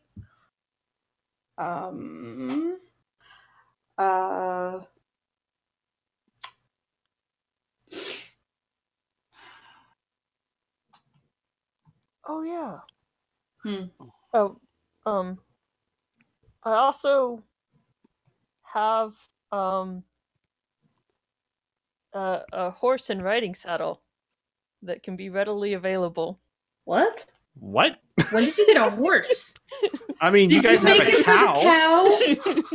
Well, actually, as part of my 5th level, I get a we discussed this week a A sash of many useful things. We did discuss this. I didn't know that you had a horse. That's what I told you, that one of the things I got. Yeah, or she all the- randomly. So she made a. Well, it's a robe of many things, but Arlen is different, and Arlen made a sash, which is basically a wondrous magical item that has patches on it. That when she rips off the patches, certain things pop into existence. I guess, and she rolled randomly for what they have. I guess one of them was a horse with a saddle. How do you explain that scientifically? How? It's like a don't shrink ray. anymore. It's like a it's it's like a dehydrated horse, you know, like Yeah. it's just No. like a powder. just that water. Yeah. It's like the little Extract. sponge dinosaurs. You stick it in a glass, and the next day it's like Yeah. smushed against the Yup. container. So yeah, I have a riding God. horse with saddlebags.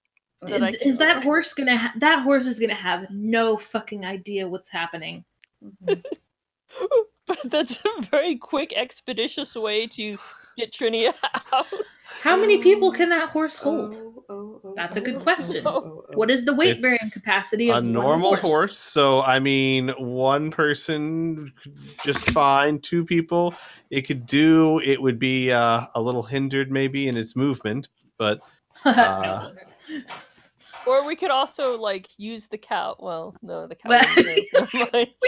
Tow the cow like a trailer behind the horse. No, I meant like, you know, as a distraction. We loose the cow on the crowd. Just leave him. Just leave it blocking like one of Release the the cow. passageways. Oh my god! I know there was a reason we kept this baby. Go poop, my friend. Oh, Your destiny has arrived. I'm sure if we like startle the cow, she will. We could cause- literally scare the shit out of that cow. I mean, bleeding again, Aurora. whoa! What'd you expect? He said I could take it off. Well, he lied. I know. My doctor lied to me. I'm bleeding. Hold on.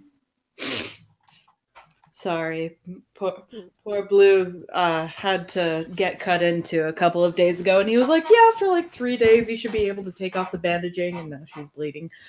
I'm sorry. Wait, like, Blue? is this a What? like she went in there for like, hey, I'm here for my yearly physical. Oh, that's cool. So we're gonna cut into you.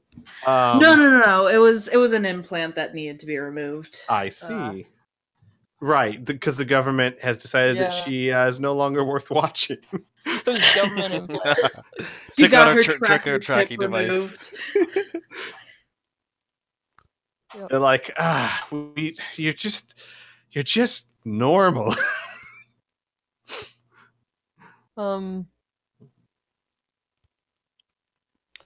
So, where are we at? Well, I also do want to stress or to let you guys know that so given how the night's going, you are going to do some shopping, so you will have some magical items that may or may not help with your plans.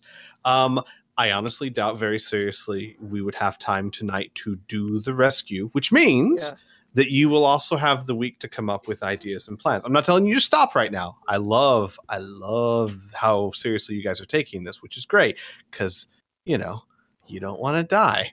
That's good. Again. But I'm just letting you guys know that, like, for example, I honestly don't think we'd have time to enact it tonight. Yeah. So my thoughts are, whatever plans you make, will be affected by the questions you ask Zelera and may or may not be affected by what you do or don't choose to buy when you're shopping. Mm-hmm. Well, I'll tell you, there's only one thing I can do, and that's pretty much be on the ground and be a shield. Right? So that's my plan. Oh, honey. But your winning smile. The edges of it, it's all I don't have that bruised either. now. Hell, it hurts. Oh, by the way, Joe, did I tell you I did look into how disengage works with riding a mount? I don't remember exactly. You might have told me. Basically, and this is important for you, when you are riding a mount, one of the best advantages you have is that your mount can take the disengage action, which means that you could conceivably run up, attack things. Your mount takes the disengage action, meaning it can move away without suffering attacks of opportunity. So you can do ride-by attacks. You can run up, hit things, and run away, and you would never have to worry about attacks of opportunity. Because they can't attack you, because attacks of opportunity don't count if you are moved away out of their reach unwillfully. Like, it's not you that's doing it, you're being moved. Toby would be moving you. Therefore, riding a mount, you can run up, hit things, run away. You can run past them and hit them as you go. You know what I mean? Right, yeah. So these are things that you can do on a mount, which is it's neat. That's a very useful thing for a mount.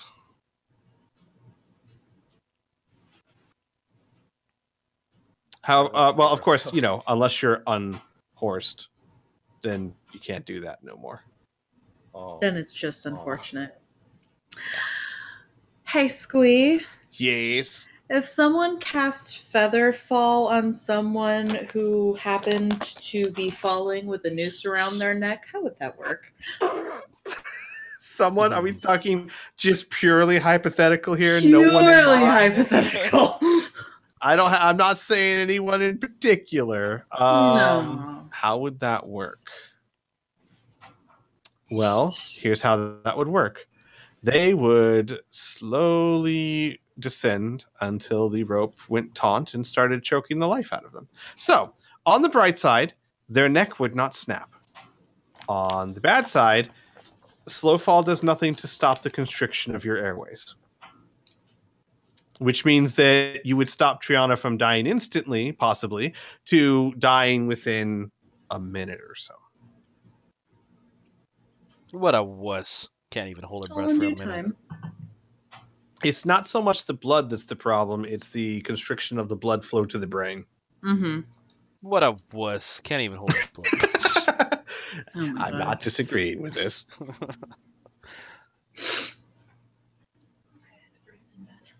Birdie bedtime. Okay. I'm sorry. I'm just trying to come up with as many contingency plans as possible. What do we decide about the horse? Nothing. It's cool. No, no. So we like, didn't make any so like, decisions about if the horse? Erlen's on top of that Or the building cow? and she takes the patch and just like throws it on the ground, when does the horse actually appear? Nobody here has Almost riding except instantaneously, like same action. So On then the the horse ground, would fall to or- its death, or would it appear once the batch hit the ground? No, my God. the horse would fall to its death. I mean, you Oh rip my it God! off, and No. it becomes a horse. Hey, that would You- be a distraction. So No, suddenly but if a horse no. materializes and falls to its death. God, you know what we need? We Hmm. need Pocket. No. That's more chaos than we need. This city She's is already really great for making a distraction. I say tie a firecracker to the cow's tail and set him loose. My gosh. That would be animal abuse. That's animal I cruelty. don't. Murdoch condone is in that. favor of this plan. Absolutely tie a firecracker to the cow's tail. This is the Murdoch best thing can I've shut ever up. heard. It's Okay, not your wait. cow. Does somebody have prestidigitation? Said that right. Ow! Prestidigitation. Yes. I do not. Hold on. Let me see if I have. I might have Oh! something comparable. There's also Doesn't Arlen have prestidigitation? Not anymore. Oh, because Damn you're a fine. dwarf? She sounds so sad. The dwarves can't Friday. prestidigitate? No, there's because also when we switched to color 5e. spray. Is that a loud banging flashing noise? Ooh, here's what I can do. I have thaumaturgy. Oh, well that works. That'll scare the cow. I manifest a minor wonder, a sign of supernatural power within range, which is 30 feet. I can cause harmless Dude. tremors in the ground for 1 minute. Dude, appear as some like super popular deity in Corvosa in front of the like whole thing and like condemn the whole hanging. I cannot do that. No, What is it? minor miracle. Is it against not your show up protocol as to a fucking impersonate a deity? I can cast this spell multiple times and have up to 3 of its 1 minute effects active at a time. So I can cause harmless tremors. I can alter the appearance of my eyes, instantaneously cause unlocked doors or windows to fly open or slam shut. Create instantaneous sound that originates from the point of my choice within range. Rumble of thunder, cry of raven, ominous whispers. Cause flames to flicker, brighten, dim, or change color. My voice can boom up to 3 times as loud as normal for 1 minute. I can have up to 3 of those at any time. We could certainly make a distraction out of that. Oh, you're gonna make the old lady do this. Just whip out the mom voice. I know, yeah. Don't do it. But yeah, there's all kinds of like distracting shit that we can do. Color spray, fog cloud. I still like the summoning the horse in the sky and letting it fall. No, I'm saying. out. Or if we want to be Dude, really You fancy, could summon the horse and then cast Featherfall on it and jump on it while it's falling down. Oh, genius. You're a genius, sir. And that'll do something. I'm sure it'll be helpful. It's like not even a distraction at that point. You know what, It's just Thaumaturgy, cool that you pulled it off. you could cause flames to flicker, cause harmless tremors, and cause instantaneous sound, including ominous whispers. That's enough to make it seem like a deity's condemning the act. We could have Zelra. Could we have Zelra pretend to be the deity? How? She looks like a housewife. Really looks like a housewife. We just need to But, get her like, a better if- hat. Flames and stuff are around her, Yeah. and the ground is trembling when she appears. We just give her some kind I- of priest hat or like god hat or something. There's got to be some kind of hat. These religions always have hats. Well, I mean, how? Okay, first of all, pause. Who's the tallest in the party? Probably Willa me. from Yeah. Ireland. The DM. the DM. God is the tallest of all. Uh-huh. Because I was thinking we have these real nifty capes and hats now that we can alter our appearance, and with thaumaturgy, I can No. sort of. No. It's To be fair, it gives does not us- alter. It doesn't alter your appearance. It just makes it hard for people to tell who you are. Okay, fair enough. However, I can add on top of that, I can alter the appearance of my eyes and make it seem like I'm an angel or some shit. Who knows? You know, or some shit. angels Or, like, have make feathers, your right? Voice boom. Yeah. Well, I could do that normally, but I'm pretty sure the angel and Ben-Hur looked like an owl. No? Alright. I got nothing.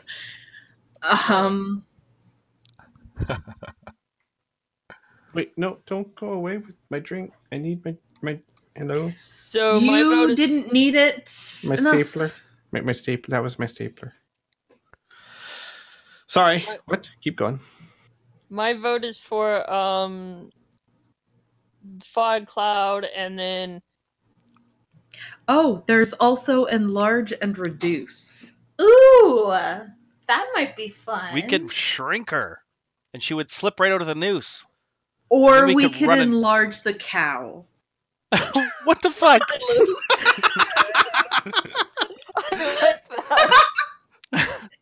But That we was could not my idea, actually. That was Alora. we could feather fall her and shrink her so she falls right out of the noose, and then we could drop a horse on the crowd and get her out. Well, how small can you make someone? If you can just stick her in your pocket and leave, that'd be great. Well, no, but I mean, you could reduce the her small enough. to size her neck. is halved. Yeah, so she can slip out of a noose if she's half size. I think we're trying to like prevent this before she even like sees the news. yeah.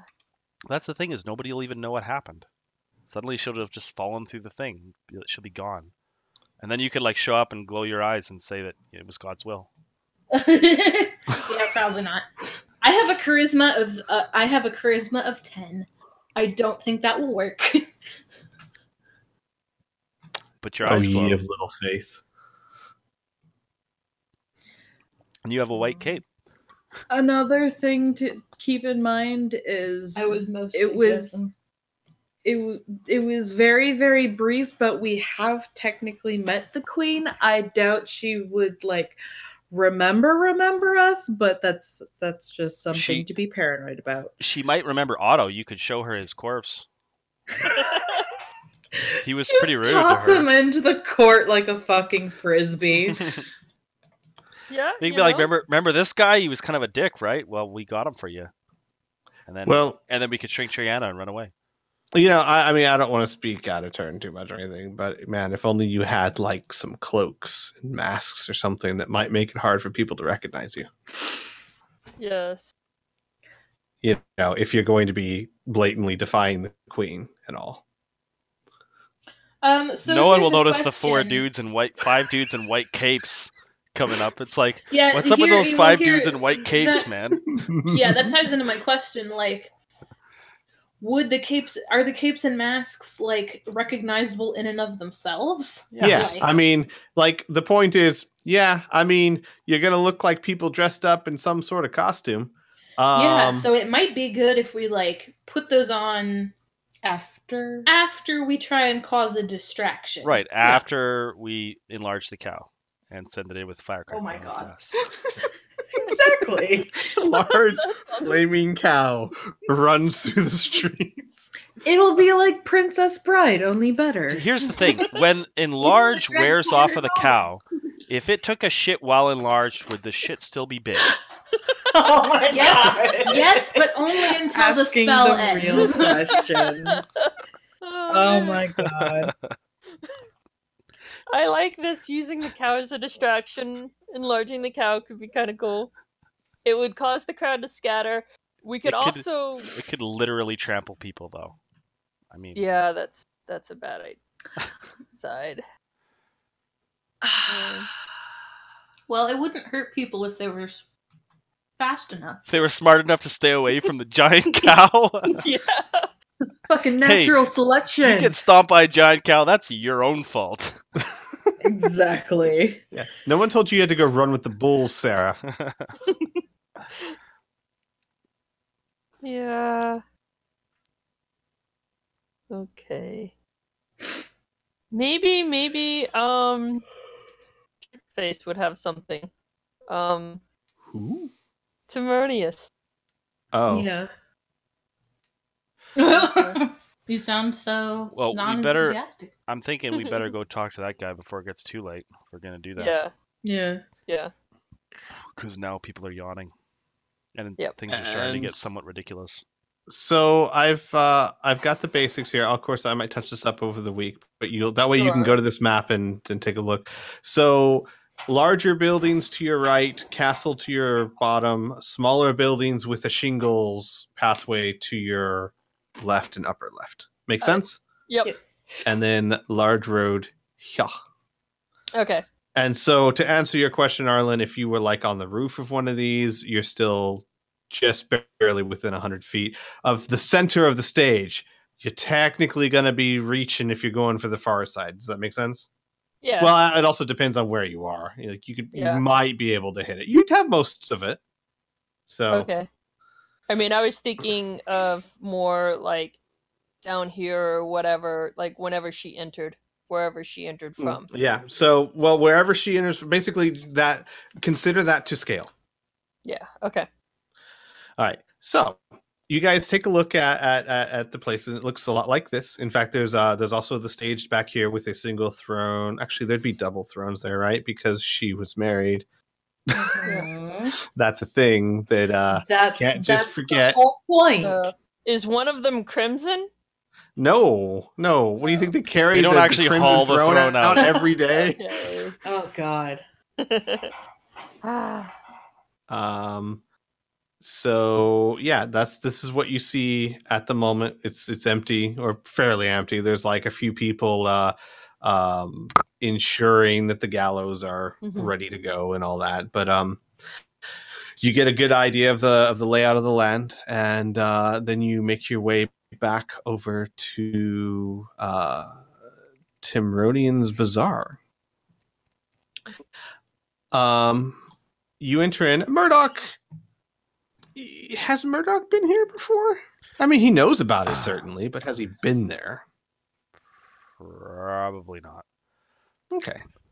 So he gets to experience the bazaar for the first time. I of course won't go through all the details, but it is huge. It is It's right here. This one. Yep, it's Okay. bigger than the square that you just left. It is huge. It is full of all kinds of magical knickknacks and not magical knickknacks and oddities and normal equipment and pretty much everything you would expect to find in a bazaar. And when you enter, when Flack in particular enters, along with Murray and Amelia, you hear moo, moo, and a large orc, Simon, stumbles up to you. Samson, sorry, stumbles up to you and looks very, very happy to see you. Amelia waves awkwardly. Hello. And he goes to hug Amelia. Oh, okay. All right. That's happening. Lifts you off the ground. Oh, that's happening. Okay. And then sets you back down. And then goes to hug Murray. Oh, boy. Little Okay. Lifts Murray off the ground. And then sets you back down. She'll Then kind of gently pat it on the back. Scoops up Flack and Toby as one. Big long shank. And sets him back down. And Flack is very familiar with Simon. He's been here a lot with Triana. So Flack, Simon, yes.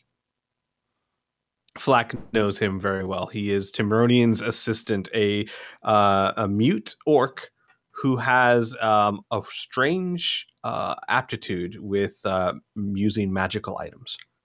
What is there with Samson? Samson was his was twin. the brother, not the twin, but a brother. Brother. Yeah. Yeah. Was this No. guy's name really Simon? No, holy you've crap! been No, calling him no. Sammy. No. Yeah. Sorry, it's Samson. I'm sorry, I have the mix. The Simon's the brother. Samson is the. Okay. Sorry, I was reading my notes so Get wrong your because I have them. NPCs right. God. I have the names right next to each other. I wonder why. So Samson seems happy to see you guys, and then as Samson's putting Flack down, you hear, "Ah, yes, my friends. It has been far too long. How are you?" Out of jail. as you see Timronian saunter up in magnificent bright purple robes that look like they have shooting stars on them, that it's hard to tell if it's just him moving or maybe it's something magical, but it looks like the shooting stars are slowly moving across his robe. And he comes up and he holds his arms wide and he says, "Good to see you. Good to see you. Have you tried my items?" We Yes. have, haven't we? Yes. Yeah, we've Yes. tried. Which ones did we try? We tried. Otto I think drank, all of them. Otto drank the potion. Yeah. Otto drank the potion. You did the acid arrow. Yes. I think those are the only two you took. Yep. That was it. If I remember correctly, I crit the acid arrow. Yeah, I Yes, you think both did. of them turned out well for us. Yes, Yeah. they did. The acid arrow especially so. Yeah. Amelia will report their findings. Excellent, excellent. That is great news. Oh, I was not worried at all. Well, my friends, what brings you here? Are you here to peruse the bazaar? Yes, we are. We're here to peruse. And Good. at this point, out of character, would it be a good idea to have him in on this or not? yeah, that's what I'm thinking. Like, should we try? Would he be more loyal to the queen, or would he be more interested in Trinia? You Just could a question. shrink Trinia and have her drink a potion of invisibility Oh my and god! run away as a little invisible person. Sorry. We could go on now. I just thought of that.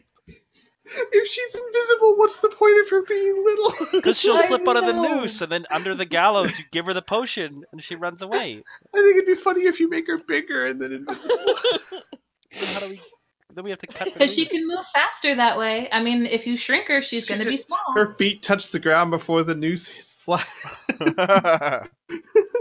All right. Sorry. You do know, and Flack, you would know this most of all. Triana and Timronian are very old friends. Now, they've never had a conversation of, gee, you know, Tiana, if it came between you and the queen, I would choose. You know what I mean? Like, you've never had that conversation, but you do know that they are very good friends. Okay. I So, don't think Flack would hold back on asking for help then. like in the middle of the bazaar? Well, I would, yeah. Well, he can. You'd probably have to shut Flack up. I don't think he'd know better. Yeah. I think We gotta Arlen save would be Blondie. walking with Blondie.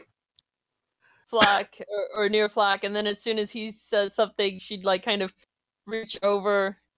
I don't imagine he's too much higher, and like grab him by the mouth and wait, not here, hold on, you know, and like covering his mouth.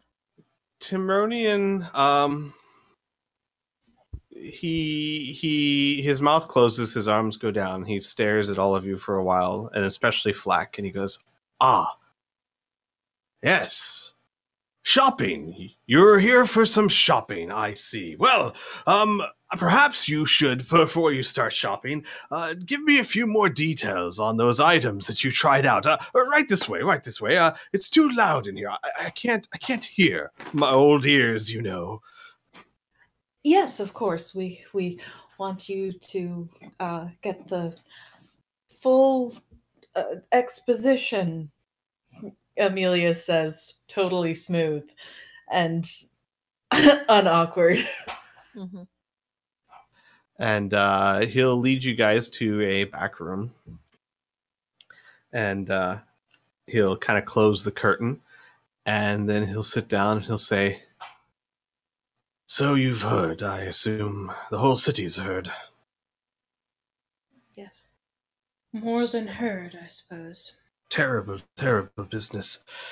It's such a shame. There's no way she did it. We're aware. In point of fact, we are more than aware and willing to act upon it. I see. Yes, you are people of action, and Triana has a way of inspiring such reckless deeds. I am not surprised. And you've come to Timonian for aid. I am honored. Though it is complicated. I could sell you several items that would be of use, but I would have to sell them. See, I understand, or think I understand, that whatever you're planning might involve the magical or mundane objects that you purchase here. And if I don't have proper records that they were sold, and when I say proper, I mean simply that transactions were made, it might look incredibly suspicious on my end, and, well, that would be very bad for me and all of my business. Understood. So we do business. Yes, but the tricky part is that I also can't simply sell them to you. If I do happen to give you something of help, and they know that this particular item was sold to Mwiri, I believe that was your name, madam, yes? Correct. Well, that would be difficult for you as well. Perhaps pseudonyms of some nature. Such as? Well, and he kind of like looks down a bit. It seems a bit unrelated, but Just not too long ago, for a very good friend of mine, I happened to enchant certain items of a white and gold nature. I don't know if that rings a bell. Sure. Well, these items seem to be very similar in make and design. Perhaps even uniforms or outfits of a certain group. A Perhaps unknown more group that personalized might... for each. Perhaps personalized for each member. Yes, or perhaps simply the group itself that, under the group name, purchased several items of necessity.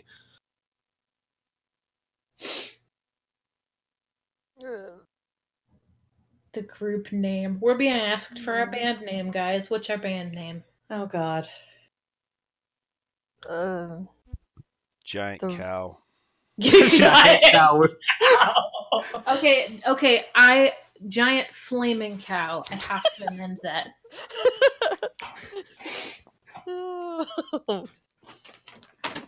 Okay. Oh God. Giant flaming cow group.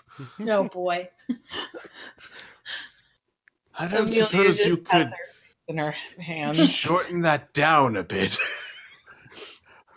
GFC? The flaming cows. He kind of like shakes his head. He's like, "That's I don't know what's the All right. Latin word for flame and cow. Oh my god. We're not naming this after. We're not Latin chanting our group name. Fiery bovine? I don't know.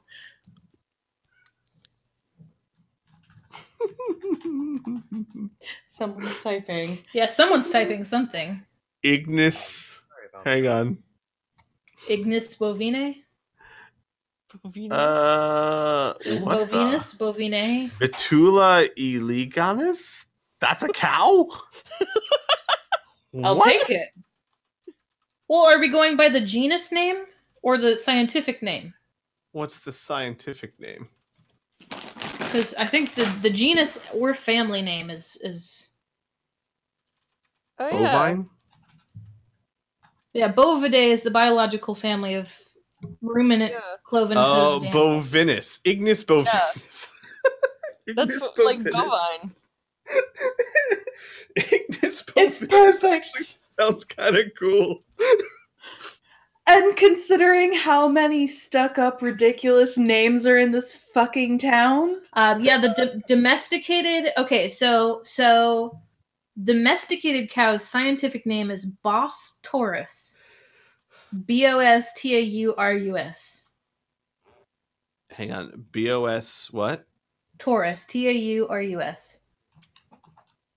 Ignis Bos taurus. Ignis Taurus, yeah. I love it. I love it. All right, I just need to be clear. Is the group okay with Ignis Taurus? Sure. Sure. Baby cow. Sure, Yeah. dude. Fuck it. I don't care.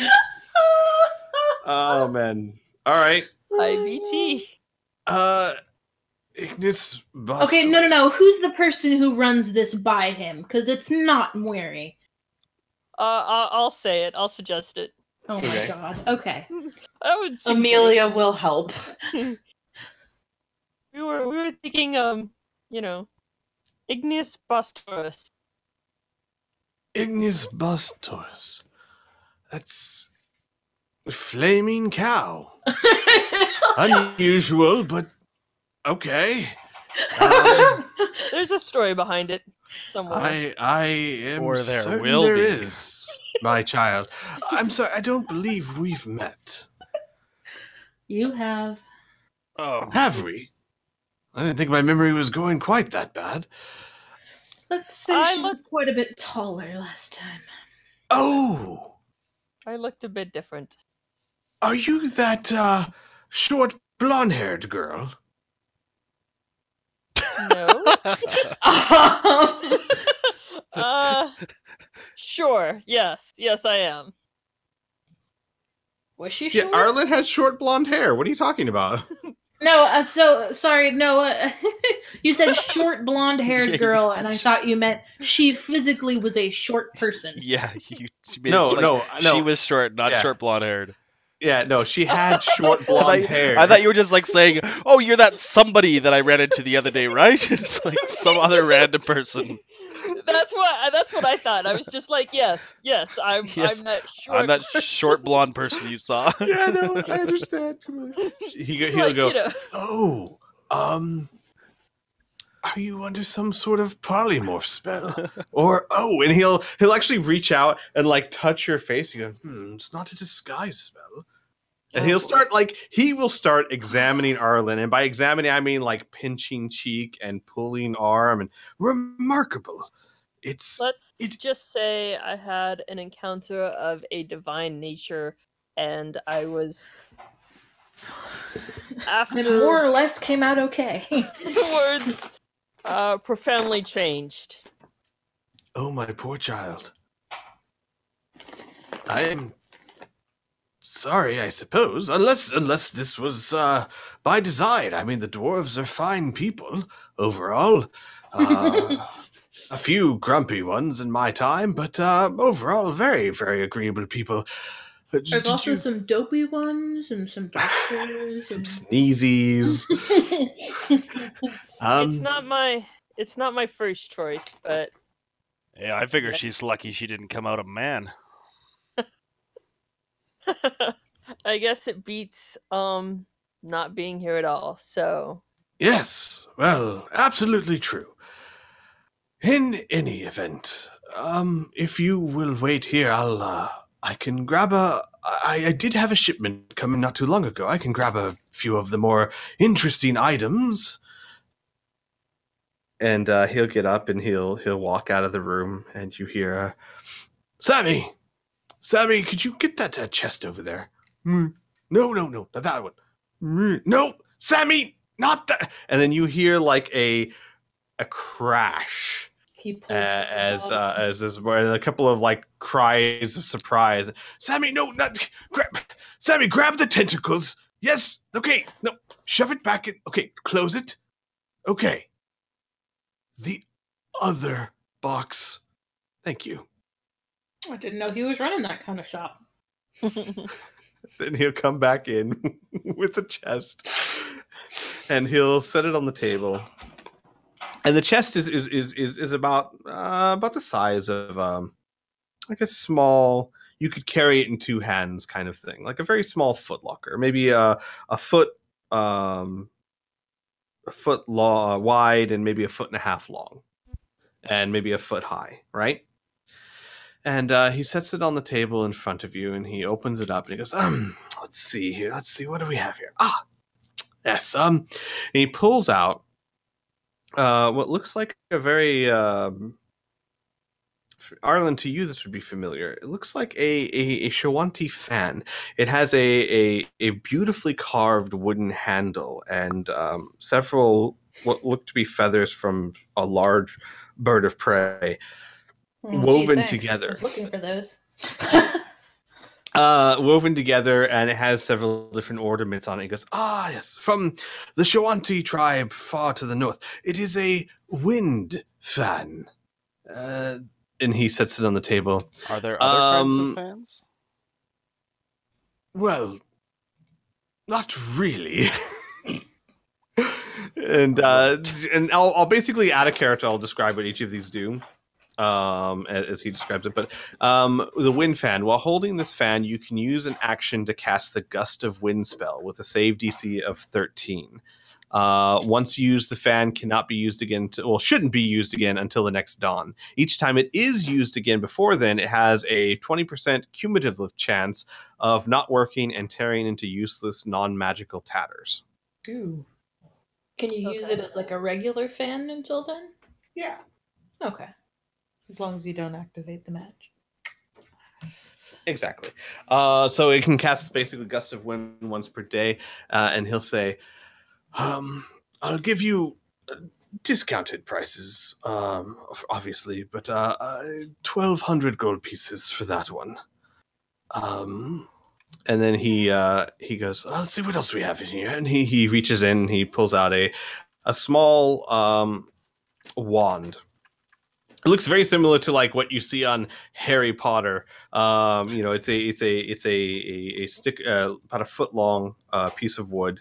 Amelia, you're very familiar with these. These are very commonly used in arcane magic. And he goes, it's very simple. It's simply it's called the Wand of a War Mage. It helps you when casting spells. Amelia, it's a Wand of the War Mage +1. It basically just gives anyone who uses it a +1 bonus to spell attack rolls. In addition, you can ignore half cover when making a spell attack. That is pretty darn good. He'll put that down and say, that would be 1,000 gold right there. Oh, what else do we have here? Let's see. Yes. And he'll pull out like a necklace. And he pulls out on a silver chain, and on the bottom of it, there's like a small red ruby. He says, yes, this is a beautiful specimen. It's called an amulet of blasting.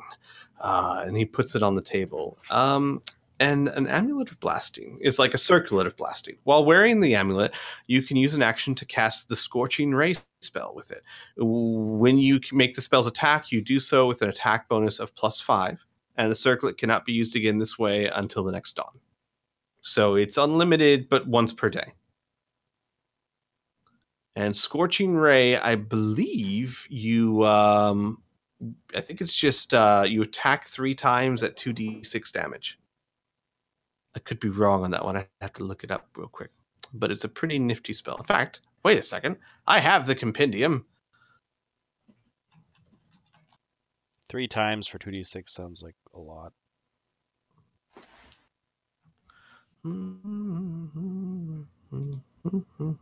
Probably help if I spell things correctly. Squee. Scorching Ray. It is, you create, 3 rays of fire and hurl them at targets within range. You can hurl them at one target or several. You make a ranged attack spell with each ray. On a hit, it takes 2d6 fire damage. Damn, is that a level 2 or 3 spell? Mm-hmm. That's a level 2 spell. Yes. Is that this or that? Yes. Yes. Yes, absolutely. It's a level 2 spell, I believe. The thing is, it seems like high damage, but you have to roll for each one, so you could miss them. But yeah, so you can use that once per day. And hang on a second here.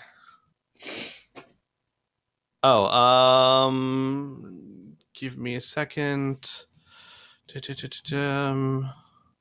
I'm not typing anything in the chat at all. There you go. Thank you.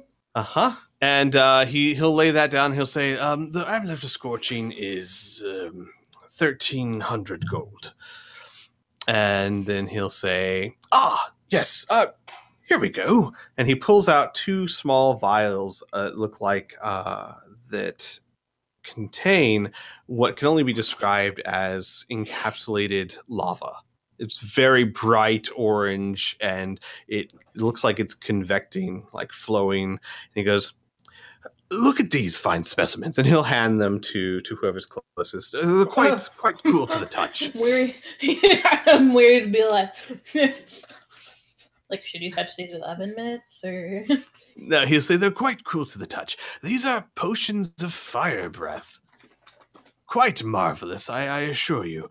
You drink these, and then after you do so, you can exhale a stream of fire up to 30 feet.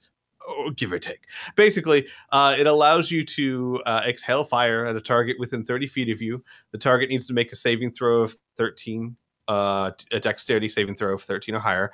If they don't, they take 4d6 fire damage, and on a save, they do half. The effect ends after you exhale the fire 3 times, or when 1 hour has passed. So you can do it 3 times within an hour. And he puts 2 of them on the table, and he goes, those would be 150 gold apiece. We'll take those for sure. Yeah. Oh, yes. What else do I have? Oh, yes, this one's very nice. He pulls out another potion. It's a potion of growth. You take this and you will enlarge yourself for, several hours at least. I think I get like spam emails about this. Please tell me again. it's a potion's liquid is like red, and it continually expands from a tiny bead to color the clear liquid around it. So basically, there's a clear liquid in there with a small bead of red that expands to color the whole liquid red, and then shrinks again. It just does that continuously. Okay. And he says that It's would like a be. potion in gift form. He said that would be 270 gold. What else do we have here? What else? And he looks through. Yes. Here we go. And he pulls out a out of this box, this foot by foot and a half square box, a full scimitar. And it's beautifully carved runes on it, and a gleaming silver color. As he lays it on the table, he goes, "A very simple-looking weapon, but quite magical, I assure you. Its keen edge will never be lost, and it never needs to be sharpened at all." Basically, it's a scimitar +1. And he places it on the table and says, "That would be 1,000 gold pieces right there." Oh, let's see. What else do we have here? What else do we have? Yes. Here we go. And he pulls out a scroll. And he puts the scroll on the table. Sometimes I find the least visually interesting ones are some of the most useful. This is a scroll of haste, a spell that will make you faster. Very, very useful in times of need. And I can give it to you at a discounted rate of 100 gold pieces. How many people? What level of haste? How many people? First level. It's his third level spell. So a third level spell. So basically one person. Okay. And then he goes, one more thing. You might find this useful. He pulls out a yellow diamond that's about the size of a small tangerine. And he goes, this here is very fascinating. It's what's called an elemental gem. Inside, contained within, is actually an earth elemental. And if you were to take this and strike it upon a hard surface so that it shatters, it would summon that elemental to do your bidding for a small period of time. Very useful if... Well, let me look it up in the guide. Timrodius pulls out the Dungeon Master's Guide and begins looking through summon earth elemental. Well, did you talk like that in your interview? Yes. That's why they hired you. Exactly really like that. Hang on.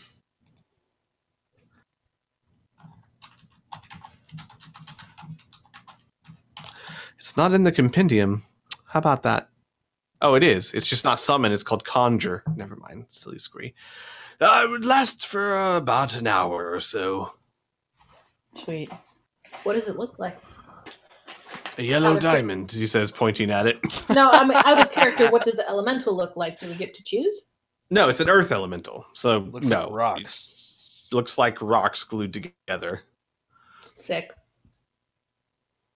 And he goes, that distraction. Looks like a yellow diamond. That would be about 960 gold pieces. And on top of that, if you find it helpful, I do have one potion of greater healing for 150 gold pieces, and 4 potions of just simple healing, 50 gold pieces each. Dude. What? Out of character, if we got the earth elemental and used enlarge person on it. Can you do that? I was gonna ask if we could use it on like a mount, but I mean, That's true. It can pretty much be used on almost anything. Hang on. Let me large person on an elemental. You could certainly be used on a mount. Like you could certainly put it on like Toby or something to make him bigger. Absolutely. I can get that would be combat funny as fuck. bonuses. Yeah, I mean, if because interesting thing to note is if you are mounted and fighting something that is smaller than your mount size, you get, I think, advantage on all your attacks. How fast does Toby run? 40 did foot Toby speed. get a mask too? And cape? Nope. Just flies. No, but you could probably find something in the Bazaar. It wouldn't be enchanted, but you could find something similar. just give him a little Zorro mask. Phantom of the Opera style?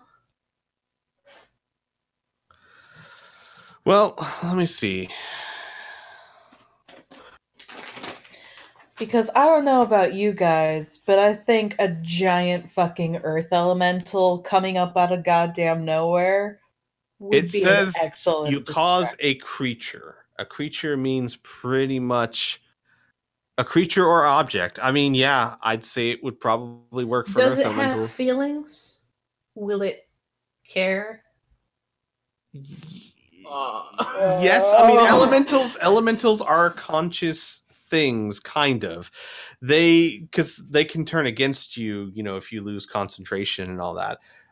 Which is something important to remember. If you choose to use something like this, it is casting Conjure Elemental, which is a concentration spell, which means any of you could use it.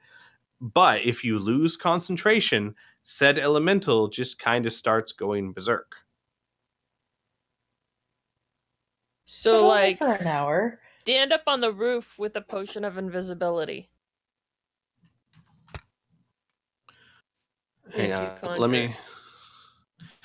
let me be positive on that. Let me look at the spell. Conjure Elemental, 5th edition. You call forth an elemental servant. Choose, it's be Earth, so you don't get to choose. The elemental, an elemental of a challenge rating of 5 or lower, appropriate to the area you choose, appears in an unoccupied space. The elemental is friendly to you and your companions for the duration. Oh, hello.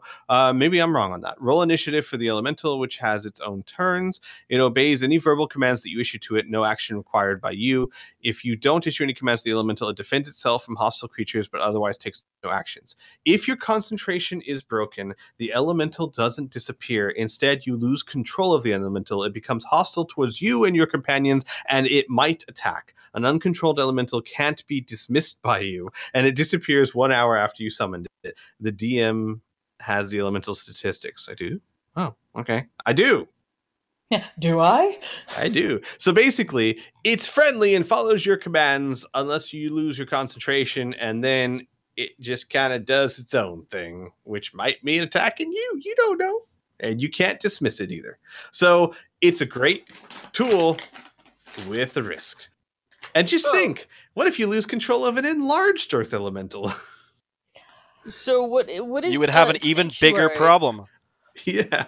You have For an an hour. distraction. For an hour. I see what you did there. It'll be fine. Well, an hour or until you kill it, basically. Oh, we wouldn't be killing it. The guard could worry about that. Would you like me to put this list in Discord or the chat? Please do. Yes. Right. Which do you prefer, Discord? Discord, please. Okay. Yeah, I wrote everything down except for the scimitar. Well, I tell you guys, it'd be really great since I'm helping you out and all that. Maybe you could spot me 250-ish gold line by that scimitar, and we could really save some goldie. I had to think for a second. Aw.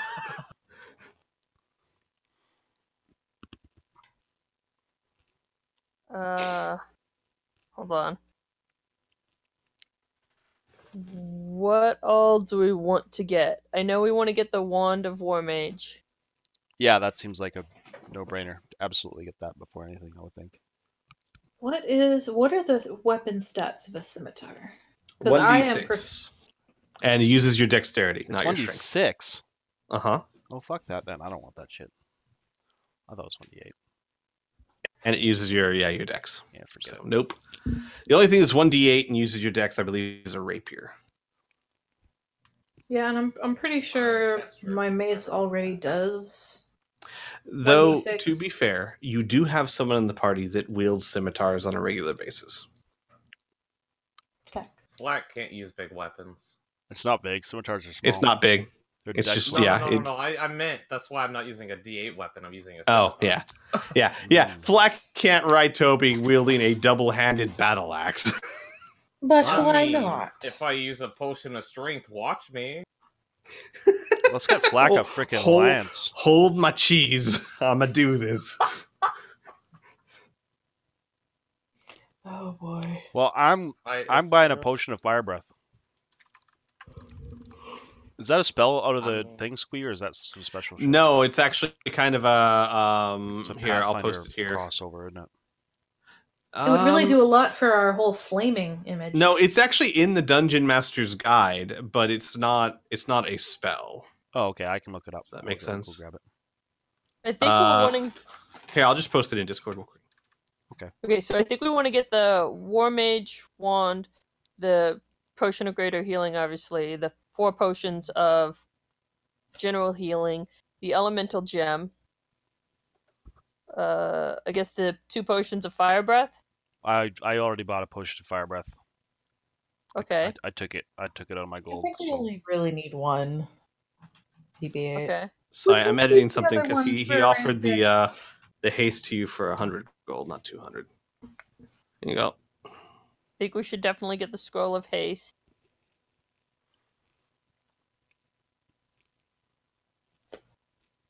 Any other thoughts?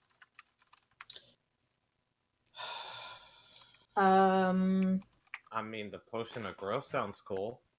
Yeah. If you didn't already say that. I guess spare money if we had like spare gold. The yeah, scimitar's you cool, know. But like, I'm not worried about it. Also, the amulet of blasting. Yeah, it's a circlet of blasting, but this one's actually a necklace, so I'm calling it an amulet. That, I mean, it's Scorching Ray. It's a chance of 66 if you hit with all of them. And So who can use that? anyone. So like, say, Flack. But the Could use question it, yeah. is, the chance to hit is based on. What? No, it's not. With the circlet of blasting, it's just a base plus 5. Okay. Base what? That's it. Just Just plus plus 5.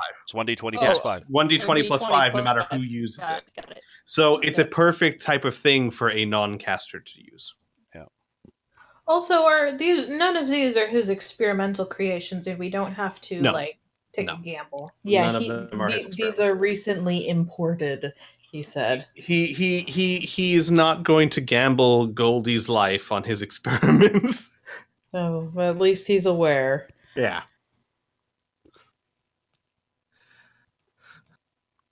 So I'll tell you what, guys. It's about time to end the session. Yeah.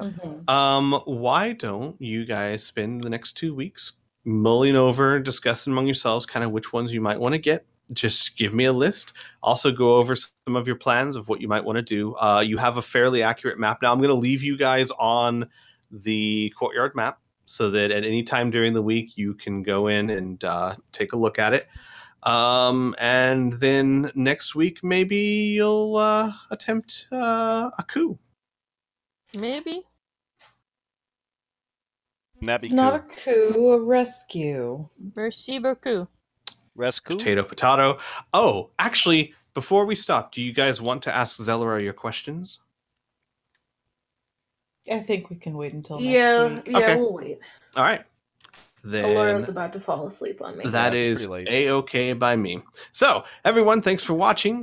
Next session should be very exciting. Joe, thanks for joining us. Like congrats on your first session. Is what I'm saying. I'm sorry I was so quiet. Yeah, it Everyone, needs to be okay, more. honestly, everyone is the first time.